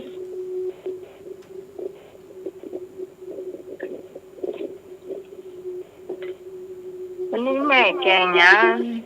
นี่กะจ้าแม่ว่าไปปะจะเรียบเนี่ยเจ้าเจ้าแล้วก็เตียวเสาหามาแปบคนมีทำไมยังไงน้องหมายว่ายังไงยำยำแบบแปบยำแบบแปบบ้ามกันกับจะเรียบนะเรียบกันแล้วหอกจะปะจะหมอก็อาจจะแปบแบบนี้ผูกก็เดือว่ะผูกแค่ได้ยำแน่จะมาแก่ลำดีเจ้าแต่แม่ก็เป็นอยู่หน่อยยำนะแม่กินเลียมได้แต่น้องใหม่กินก็ได้แต่น้องใหม่กินมัน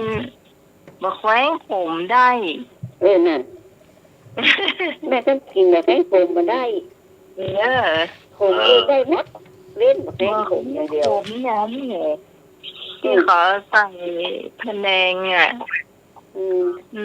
หลานมันทำพะแนงเนาะแล้วก็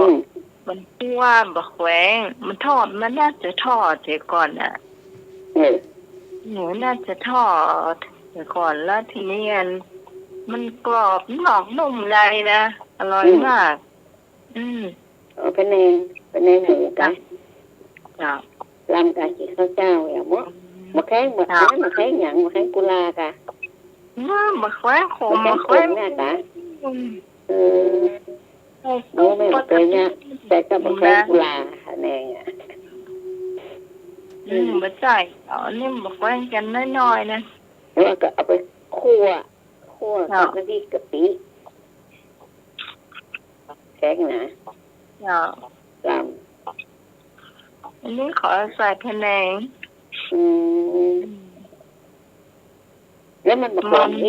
ลื่นนะมันแก้แล้วน่าจะไม่ใช่คั่วธรรมดาใช้ทอดวิธีทอดเลยล่ะ ทอดให้มันกรอบๆเลยอ่ะ อืม อืม กรอบ เค กร ย อบ เนี่ยไม่เคยเนี่ยเลยไม่เคยกินตัว อร่อยน่ะ ดัดแปลงคนเดียวเนาะแต่คนมากมันก็ล้ำนะแม่จะหมดมากแต่บางแค่คนยังไม่เป็นไร กินได้แม่ อืม โอ้กำลังมาได้กินแต่ว่ามันซื้อนี่ จ้ะ อืม อืม โอ้มันมาโขมเฮ้ยเนาะ อืม จะที่มันมาแขวงมันถูกขมขนาดเลยนะ อืมคนยังได้ก็บอกคน แต่ ดี ว่า ล้ำกว่า เวลาไอเนี่ยแก้ไอดี อืม ๆกินแค่อันเดียวเนาะอมไม่เจอโอ้เรา อืม ทำให้ไอ แต่ ได้ ก็มั ดี ดจะ จ้ะ เรียมเป็นมัดเอาหมดเลยหูดก็ใส่หูดก็ใส่เนาะ เพราะว่าผมก็สิ่งอมบอกแป้งขม กับลาบก็เหมาะ กับลาบมันต้องพูดกะไอ้เนี้ยที่เป็นฟักกว่า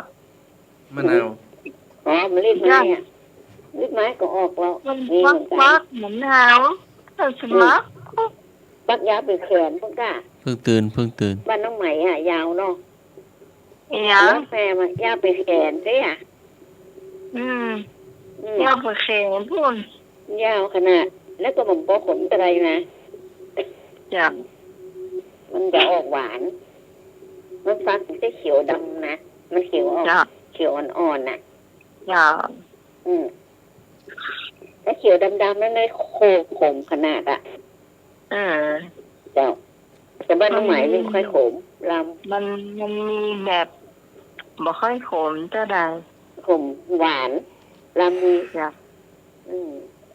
ถ้าก็ได้ขมก็เอาคือมันฝักเอาฝักอ่อนน่ะมันแก่หน่อยมันแก่แต่ไหนอะมันยิงเท่าได้อยู่นี่ใหญ่เนอะน้ำมักฝ่ามือนี่นะ จ้ะ เนี่ยมันแก่แต่นกลำเจ้า ครับ เอานะเนาะ เจ้าไอ้ตัวยามาแปดเนอะนี่อย่ายามาแปดชอบมาแปดมาชอบมาแปดมาเอามาต้มมันต้องเอาเปยรับไปเนอะมักมาดีเนี่ยมักมันหนวกเนี่ยเอาต้มแล้วก็แล้วก็มาใส่เอาอันนั้นออกเชือกไอ้อย่างมันอ่ะคือรอบฟักมันนั่นน่ะคนท้องกันอย่างอ่ะ จะดื้อ เด็ดหัวเด็ดใต้ฮะลึกออกลึกว่าเอามาซอยแล้วก็เอาตำตัวก็ได้ตำแล้วมันแล้วนักหนาแล้วน้ำไปมันก็บอกนี่เอามาปีนตำมันมีหมัด ไม่ เนี่ย ตามด้วยจ้ะ ฮะ ไม่ตามมันนี่ตัวจ้ะ ตำน้ำพริกกะเอาตำมาแปะไว้ก่อนเดี๋ยวมาใส่น้ำตำน้ำพริก ไม่ตามบ่แปดตัวจ้ะมาน้องมาตามนะ ตำก็ได้ แต่คนเท่าทุกคนเพิ่นตำ อืม เพิ่นเอาตำได้จำแล้วนะ จ้ะ คนเท่าคนยากนะแต่แม่ส่วนมากกับแม่ก็มาตำซอยนะ จ้ะ ซอยแล้วก็ลงครัวตัวน้ำพริกเนาะตำน้ำพริกเสียขาไปเลยเสียขาสัก2-3แว่นมันหอมเจ้าเอาขาแก่หน่อย จ้ะ เอาขานมมันจะต้มเอาขาแก่มันหอมดีเจ้าตำขาพริกแห้งเอาเม็ดใหญ่ผสมเม็ดน้อยนะมันพอเก็บก็ของบัวเตรียมเนี่ยกะปิ5หน่อยกาแฟนะ5เม็ดกะปิหน่อยเจ้าก็ตำขาเรียกแล้วก็ตำพริกก็ใส่ของบัวเตรียมกะปิใส่ตำเรียกแล้วก็ลาบหั่นเราจะใส่อย่างจะใส่แค่หมูก็สิหมูบดก็หมูสับนะหรือว่าใส่ก็ได้แค่เพื่อหมูก็ได้แค่หมู แต่บ้านนี่จะ แค่หมูอ้อยเอาเนาะ ที่เรียบร้อยก่อนแล้วก็จะเอาแค่หมูสับ โรยตั้งหน้ามัน แม่นเต้ยเอานะเต้ยเอาหอมคั่วอ้อยแม่มาเต้ย เจ้า แล้วก็กับหอมบัวเต้ยหอมบัวเป็นหัว อันนี้สุด เจ้าย อด ต้มก็ได้ เจ้า ลำตัวต้นหอมป้อมอ้อยตัวหยา อืม คั่วกันดูคั่วน้ำพริกก่อนคั่วน้ำพริกมันหอมก่อนใส่น้ำมันใส่น้ำมันน้อยเดียวคั่วน้ำพริกมันหอมแล้วก็เอาแบบข้าวคั่วตัวเอง เจ้า คั่วถ้ามันยังแบบเปื่อยดีก็เอาใส่น้ำไปหน่อยคั่วจนน้ำมันแห้งจะว่าแห้งจะได้แห้งมีน้ำหน่อยนะมันมีน้ำคุกคิกน่ะ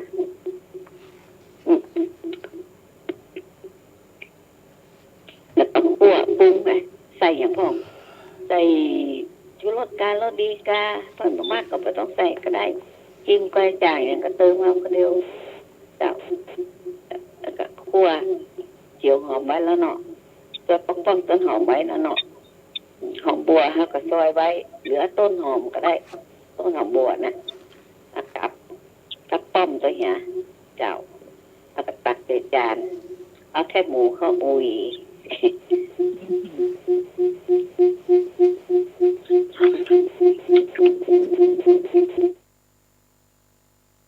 มึงดีแกเจ้ายันแปด อืม แล้วล่ะ ยำบะแปบทอดนี้ มัน ทอด แปด แล้ว ก็ เสา ลักออกนะ ที่แล้วเนี่ยแม่กู้เรื่องแกงแค่เนาะ เก่งแค่ โอ้พอวันติดแม่เจ้า แม่น้องไถฟังแม่บุญเมื่อคืน เลยมาแก่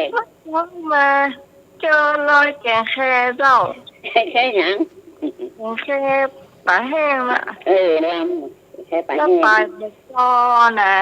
เอาพริกหนึ่งใจเฮาเห็นเจอถ้วยเดียวนะ3 แกนนะ3 แกนที่กินไปนะที่ไม่ได้กินแถมเท่าเจอเท่าออกมันเสียเจ้า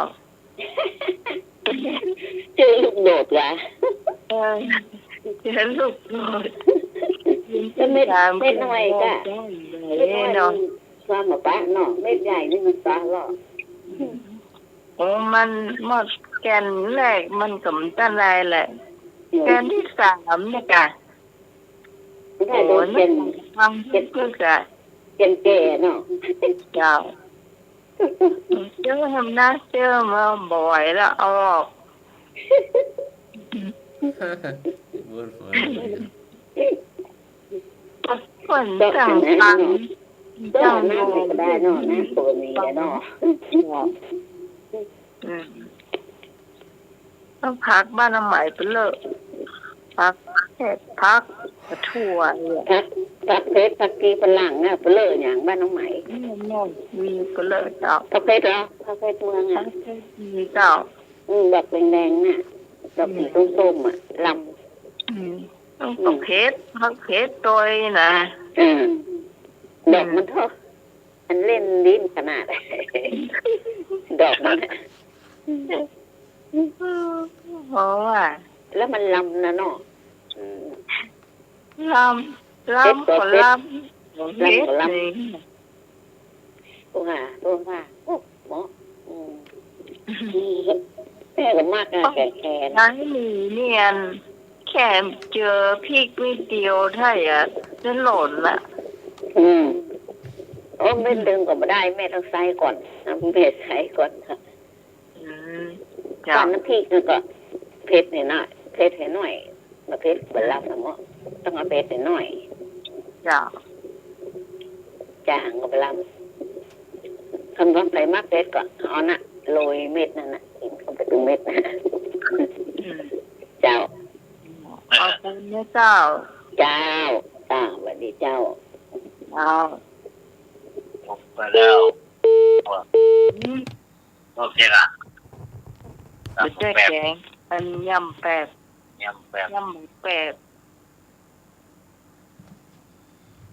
ลำโอ้ยยำแบบแบบตั้งในเวียงต้องมันขายต้องจะใส่บะเขือ สวัสดีครับ ข้าว ครับผม แกงแค่ใส่ผักเผ็ดลำเด้อผักเผ็ดภาษากลางว่าผักข้าวแหวน ผั ผั ก กข้า ผักเพชร แหวน ฟองไอ้ ผั เลิ ก ก เขาว่าผักเผ็ด ผักเพชรแบบฟอมเจียวพริกตัวนี้กะ แกงแค่มันดึงธรรมดาก็นึกใส่พริก อืม แต่ล้ำนะแกงแค่นะล้ ลำกะ ำผมชอบกิน ถ้าแคบเราต้องเอาโนรองนะเอาใส่ด้วยกันนะเนาะ หมอกก็เปิ้นใส่สปะถ้ามีนะใส่เห็ดขาวบุ้น อืม มาทูปูยังใส่ได้สปะ ที่มันดำงอน่ะไอ้พวกห้ออย่างเฮ็ดตกใจที่มันเหนียวๆน่ะ เห็ดหัวกะหูแมวหูหนูยังน่ะ ครับ เห็ดหูหนู อ๋อที่มันอย่างหย่อเนี่ยนี่ ครับ อย่างดำน่ะ สีดำบรรลุ ครับ เห็ดหูหนู อ๋อ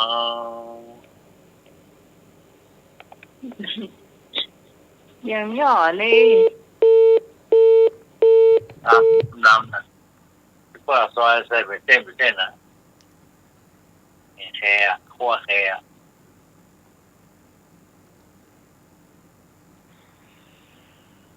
เหนียวเนอะมันต้อง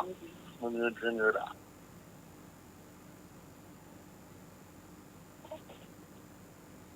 อ่ะ ทุ่มต่อไปต่อไป เดี๋ยวฟัน เราเจ้า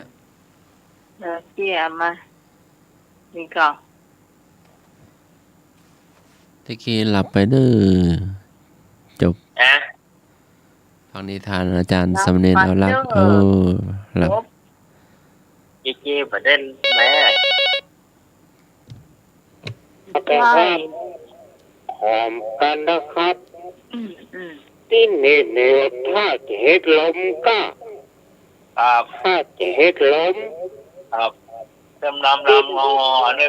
เส้นอย่างหย่อเนี่ย ครับยังมันเหนียวนะครับ เหนียว เห็ด นะ ลม อ่า เห็ดหูหนูนี่มันเหนียว โอ้นุ่มๆอ่ะ อืม ครับ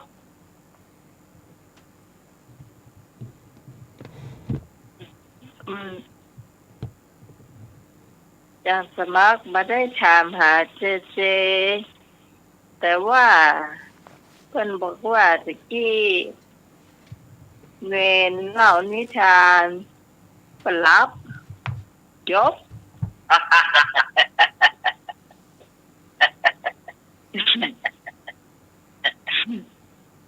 เรียกเจียเจ้า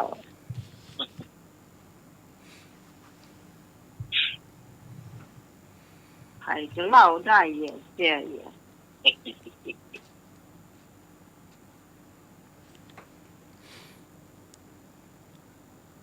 ใครมีแหม อ้าวคนละเรื่องเนาะ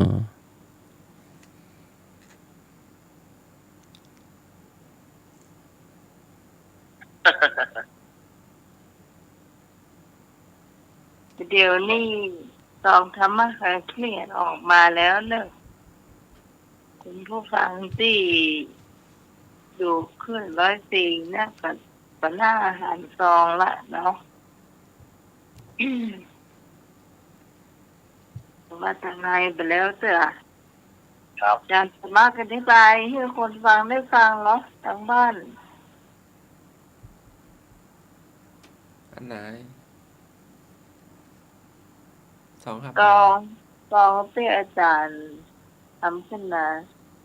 จะหาดูรายๆกันเนาะ จะได้อ่านให้ฟังหน่อย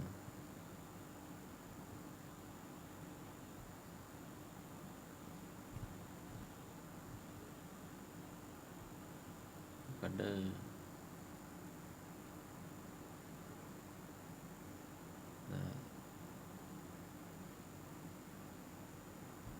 เพราะว่าอย่างอื่นไปก่อน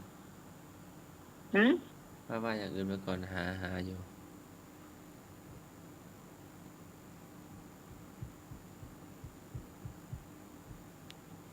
ไอ้อย่างก็ ว่าอย่างอื่นไปก่อนกำลังหาอยู่ อ๋อถ้าสอบบ่ปากก็แล้วไป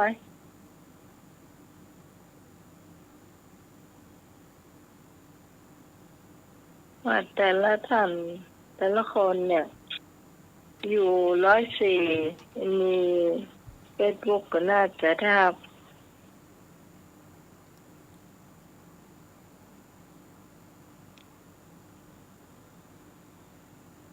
ไอ้หนูยังได้เลย การสมัครหน้าส่งมาให้หนู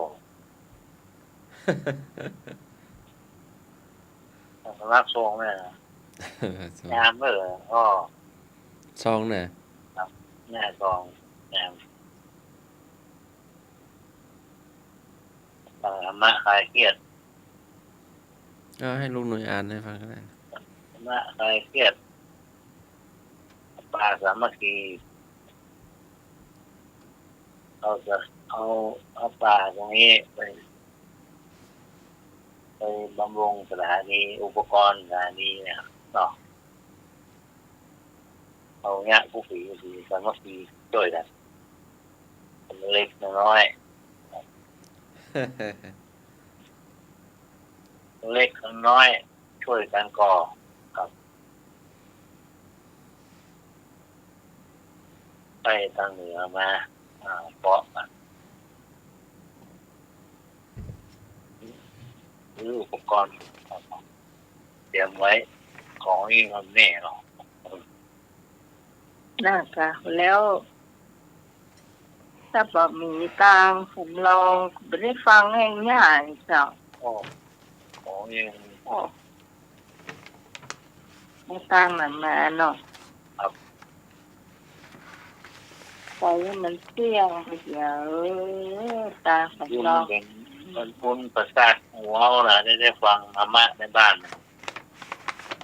ก้อนเหมือนที่มีอย่างนี้หรอกก็อยู่ในบ้านคนเท่ามันขาดอะไรหรอกปุ๊บมันหายเดือดร้อนอ่ะ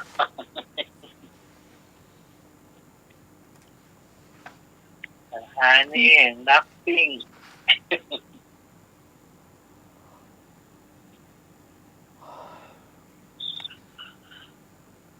ดัก มี ก็ หน้า แบบ น่ะมีหน้าปุ๊บ เดี๋ยวต่อไปเป็นเนี่ยอ้อมไปเดือดร้อนนะเดี๋ยวท่านสมัครเสียรับอีกคน อะไรเอ่ยน้ำบ่อน้อยคนตั้งร้อยวิทย์ไม่เห็น เนี่ยน้ำบ่อน้อย น้ำลาย เป็นแล้วน้ำลาย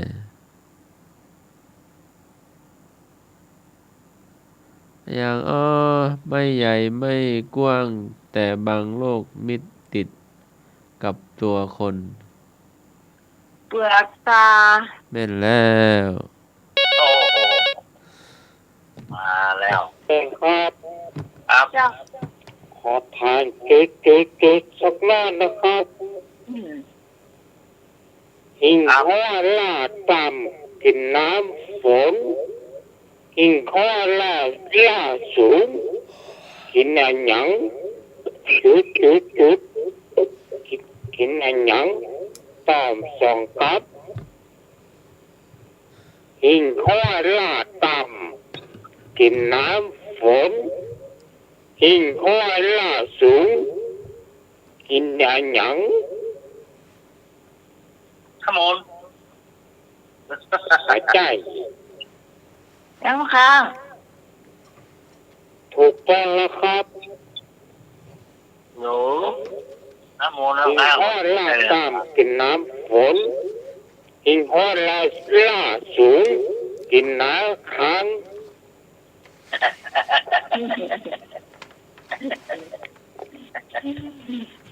แค่หานนะน้ำค้างเราอยู่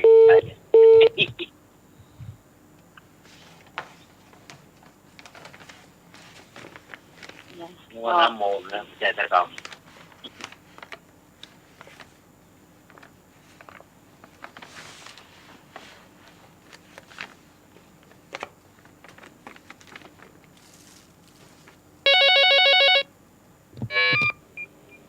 มาแล้วคือสามโคนขึ้นไปสามหมอนโคนขึ้นก่อนตรงลูก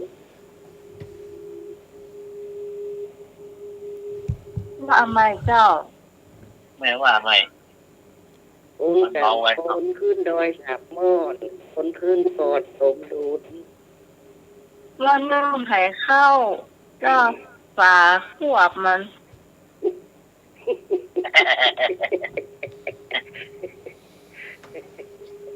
แค่นอก แม่แล้ว โอ้โห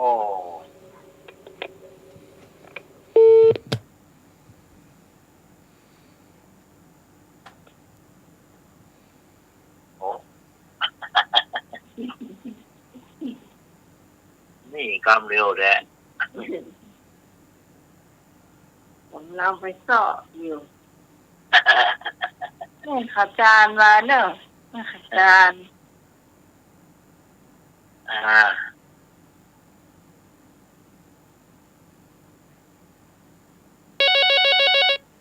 ไม่แก้วแม่ขาจาน สวัสดีครับขอถามอะไรสักหน่อยนะครับ เอา ขอพานนำหน้ารอลิงตามหลังคืออะไร 1,000,000,000หัวใจ มันมีอยู่5 กรัม โอ้ครับ มันเป็นพัดธรรมชื่อของพัดธรรม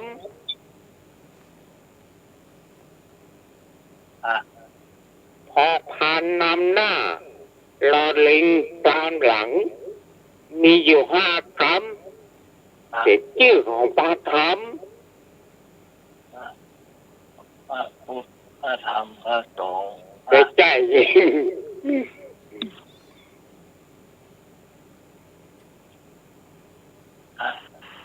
มันต้องแน่ต้องเป็นได้ละต่อ พอพาน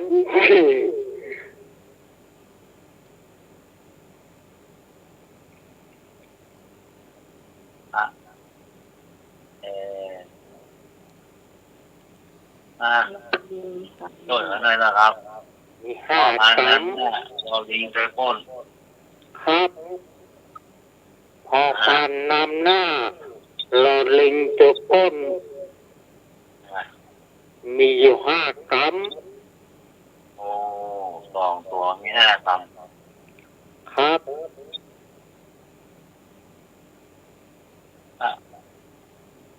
ผ้าหยัง พระนเรศวร ปัจจัย พระชีมังกร ปัจจัยเย้มันเป็นชื่อของพัดธรรม อ๋อ เป็นชื่อพัดธรรม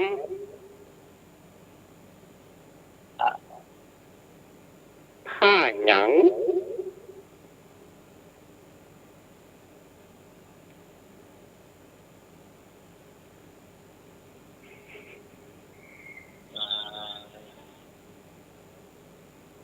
ผ้าหยังครับ ถ้าอาจารย์สมัคร ปัจจัยเย้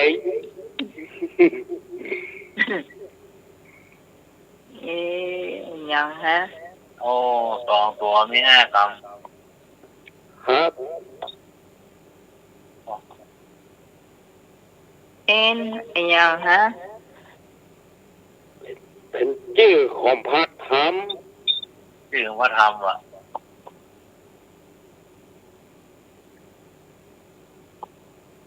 ที่เขาเปรียบทำนั้นง่ายขนาดถูกเนี่ยง่าย นะ ภะคะวะโต พระเจ้าเย่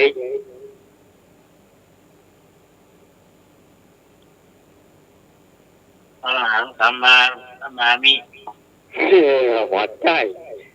เน่าแล้วเน่า ครับ เดี๋ยวเดี๋ยว เดี๋ยวก่อนอ่านเลยอ่านเลย เอาเลยเอาเลย ยัง ข้าหยัง เดี๋ยวก่อนจะพูดเสร็จในงานศพเดี๋ยวก่อนไหนช่วยกัน พระเจ้าเย่ สลาธรรมา พระเจ้าเย่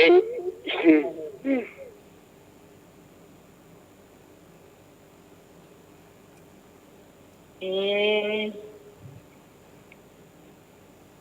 เต้นง่ายขนาดทำผูกเนี่ย เสร็จง่ายนั่นนะบางคนรับสายเตะยังได้เลยว่าก็ ยังมันเต พระเจ้าเย่ แม่ยัย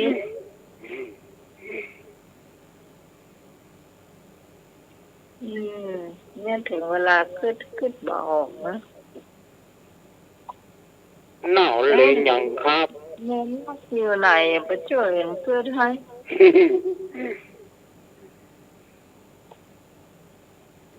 นอบเลยไป เน่าเลยเนาะ ครับ ทำอะไร มาลาย ทำ โพ อะไรพอกโลก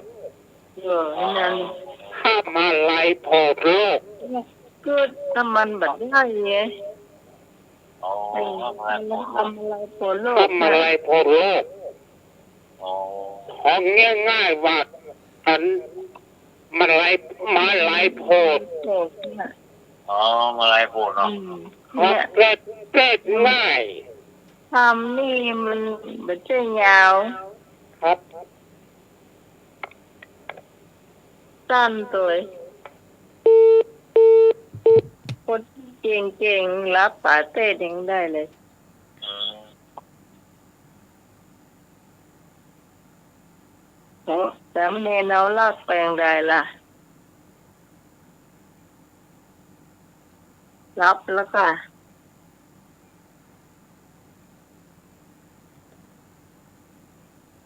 ยุคละมา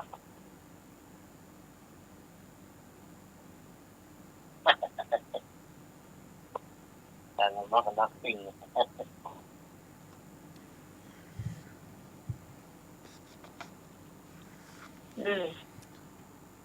ต่อไป ฮะ ต่อไปอย่าง สี่คนหาม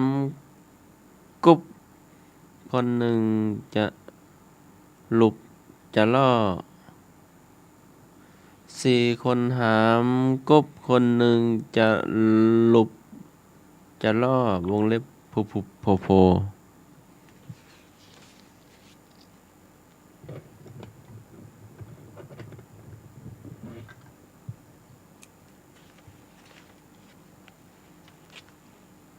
เนี่ย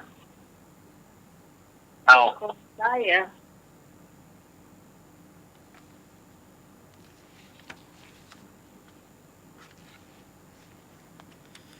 เป็นของใจอ่ะ เป็นสัตว์บกสัตว์น้ำ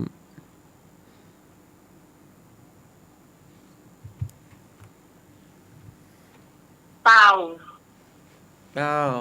เจ้าไม่นละ เอา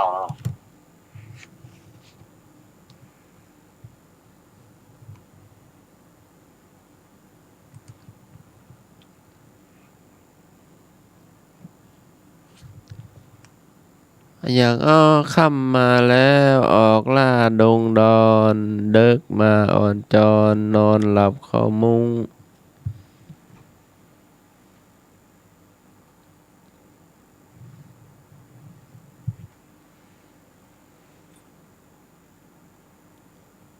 อยาก ของ อ้อ ป่าดวงดอย เป็นสัตว์นะ กระต่ายกระต่าย แม่นแล้ว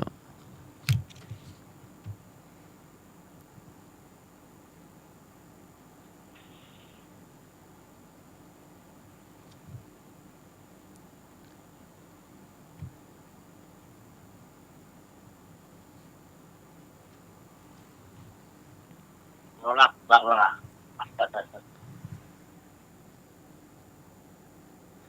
กินแล้วเมาเป่าแล้วโค้งบ่มีเขาปีเป่าบ่ดัง อืม กินแล้วเมาเป่าแล้วโค้งบ่มีเขาปีเป่าบ่ดัง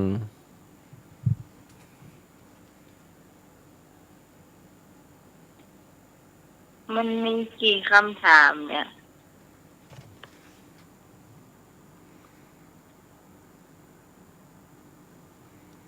1 2 3 4 4ก็แล้ว น่าจะอันเดียวคำถามเดียวคำตอบเดียว อืม กินแล้วเมารู้อยู่ก็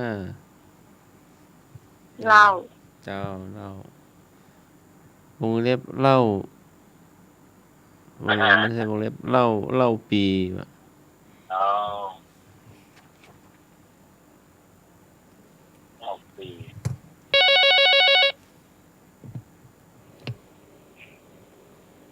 เจ้า พี่กรณ์จะถามปัญหาไอ้หนุ่ยเนาะ ครับ ไอ้หนุ่ยบนดวงจันทร์มีอะไรอย่างโอ้ บนดวงจันทร์ก็มีกระต่าย แล้วมีอะไรอย่างแฮม บนดวงจันทร์ มีมหานากาศ ไม่ใช่ บนดวงจันทร์ ไข่ดาว ไม่ใช่อาจารย์ ยักษ์อมจันทร์ ไม่ใช่ มีบนดวงจันทร์มีเครื่องบิน ไม่ใช่ไอ้หนุ่ย ดวงจันทร์มีเขาวง ดาน ไม่ใช่ อันนี้มีกรฟังเขามาเนาะแล้วก็เลยเอามาถ่ายเล่นสนุก อะไรมีบนดวงจันทร์ น้องใหม่ตอบถูกละกระต่าย แล้วก็มีไอ้อย่างแฮมออกไอ้หนุ่ยว่ามีอย่างแฮม มีกระต่ายไม่มีอันกระต่ายเอาอ่ะเนาะ มีหมาน้อย ไม่ใช่ มีนอนหนูแล้วก้น ไม่ใช่ ไม่ใช่จุดๆของไอ้นึก นี่นะบนดวงจันทร์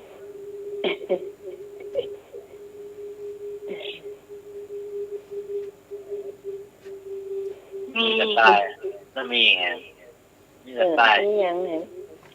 มีเราสองคน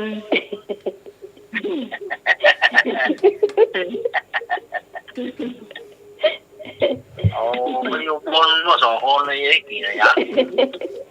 ไม่ใช่ เอาเลี้ยงกาแฟกับไม่ได้กี่เลยครับต้นแก้มไป เกือบ ส่ง ถูก ละ แล้วไหนมีอีกนิดนึง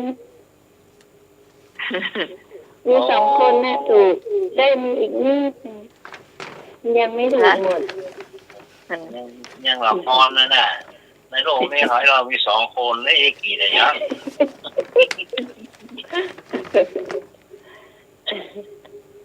เอา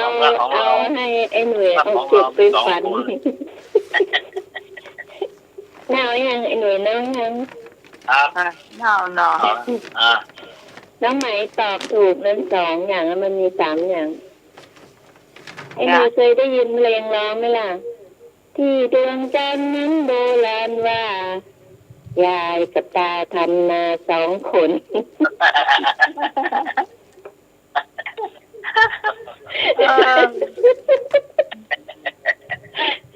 โอ้คนนี้ก็มือเลยแต่ทางเนี่ยก็ไข่น้ำบนด้วย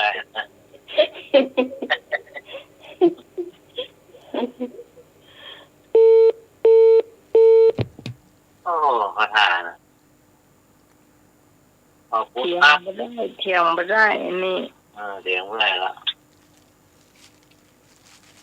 โอ้แต่เราลักให้อาปิง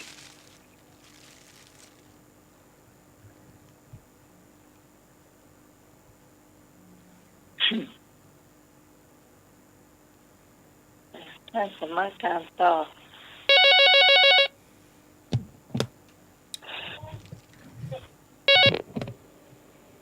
เจ้า เจ้า ตกต๊อกออกแดง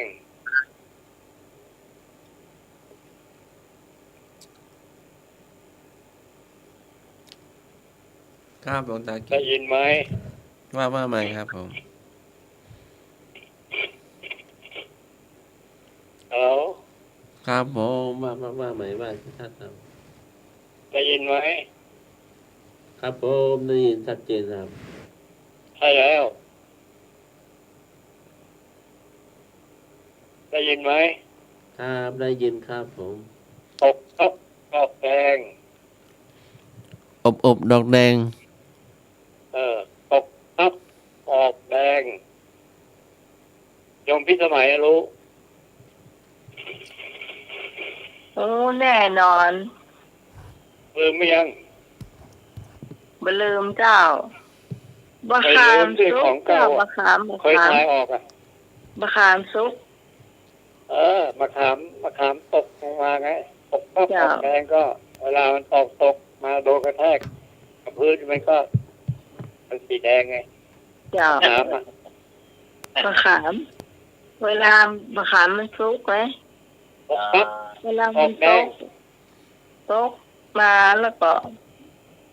มัน ตก จ กระ ริง แทก ๆ อะไร แล้ว ก็ มันจะมีคำถามต่อไปแหมจะไปถามว่ามันอยากไปเนาะ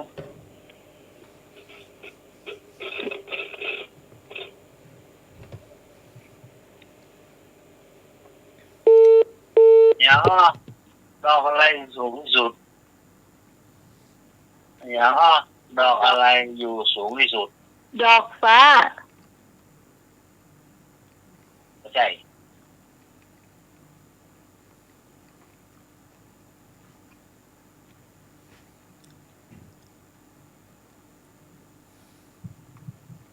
มันลูกรีบกันนะ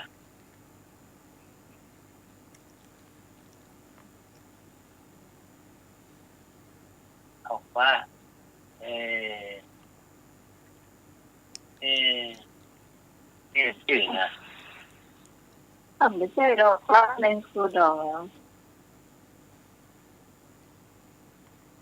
อย่างว่าออกอะไรอย่าง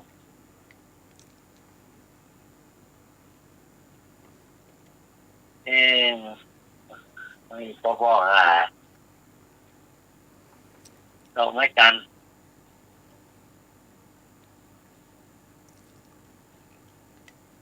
ไม่ถูกดอกไม้จันทร์อ่ะมันก็จ่องเสียลูก จันทร์อ่ะจันทร์เทนหมดอ่ะบนกว่า มันก็จ่องใส่ในโต๊ะ โอ้ดอกไม้จันทร์เหรอเอาเอาอีกพูดมาดอกไม้จันทร์เอาวนๆว่า เราตอบดอกฟ้าก็น่าจะถูกแล้ว ก็ได้ป้ากับป้าอ๋อ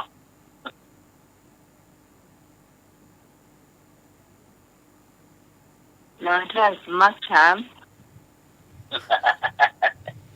ทำมาแล้วก็อีกคำถามเนาะอย่างกอไผ่น้อยกอไผ่น้ำไผ่ทายได้มีพญากอเปิ้ลกอไผ่น้อยกอไผ่น้ำหนาไผ่ทายได้มีพญาวงเล็บปัญญากว่าเปิ้ล ผม ย่าง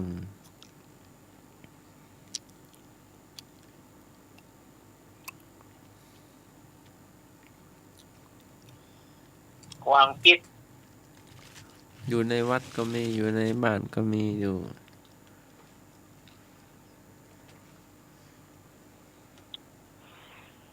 เป็นโกน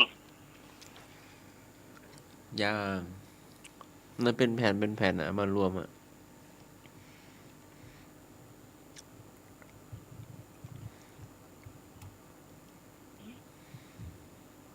ก็ภายนอก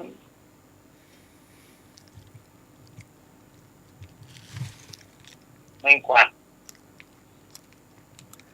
ย่าง ไม้กวาด ย่าง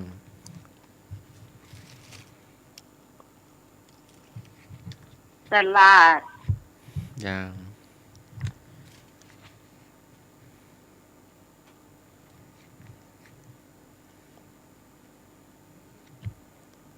อืม อะไรเป็นแผ่นเป็นแผ่น เป็นแผ่นข้าวกบอ่ะ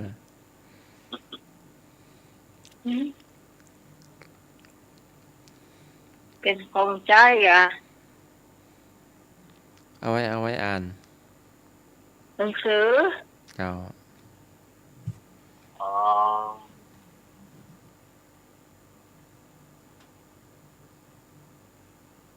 เออเปลือ อำลาเนาะ เจ้าอำลาเน้นยายน่ะ เน้นไปแล้วค่ะ อยู่ในสาอยู่ด้วยกัน ให้รับ ให้หนุ่ยลาสันตะ ครับผมครับครับอาจารย์อยากขอสูงวิศวะครับเป็นเมตตาครับครับอาจารย์ครับว่าครับ อ้าว ครับผมครับสวัสดีครับ เจ้า แจ้งทุกท่านนะครับผมสวัสดีครับครับ เจ้าเน้นตื่นหรือยัง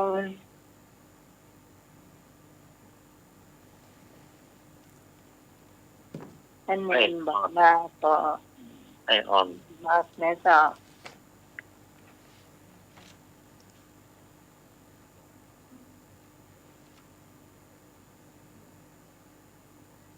ให้สมัครเจ้า อโยคาโพลิสังคโยความสิ้นปัญญาย่อมเกิด เพราะความไม่ประกอบขุทกนิกายธรรมบทค่ำคืนนี้ก็ไว้พักสวดมนต์แผ่เมตตาก่อนนอน หลับเป็นสุขตื่นมาเป็นสุข ขอการนมัสการและขอเจริญพร เจ้าสำหรับค่ำคืนนี้ขอบคุณคุณผู้ฟังที่มาช่วยกันจัดรายการธรรมะคลายเครื่องของเรานะเจ้าเราจะมาพบกันใหม่ในคืนพรุ่งนี้ติดตามกันต่อไปถ้าชื่นชอบนะเจ้าอย่าลืมนะเจ้าตั้งแต่3 ทุ่มถึงเที่ยงคืนสำหรับวันนี้ข้าเจ้าพร้อมทั้งทีมงานทุกคนลาคุณผู้ฟังไปก่อนขอบคุณ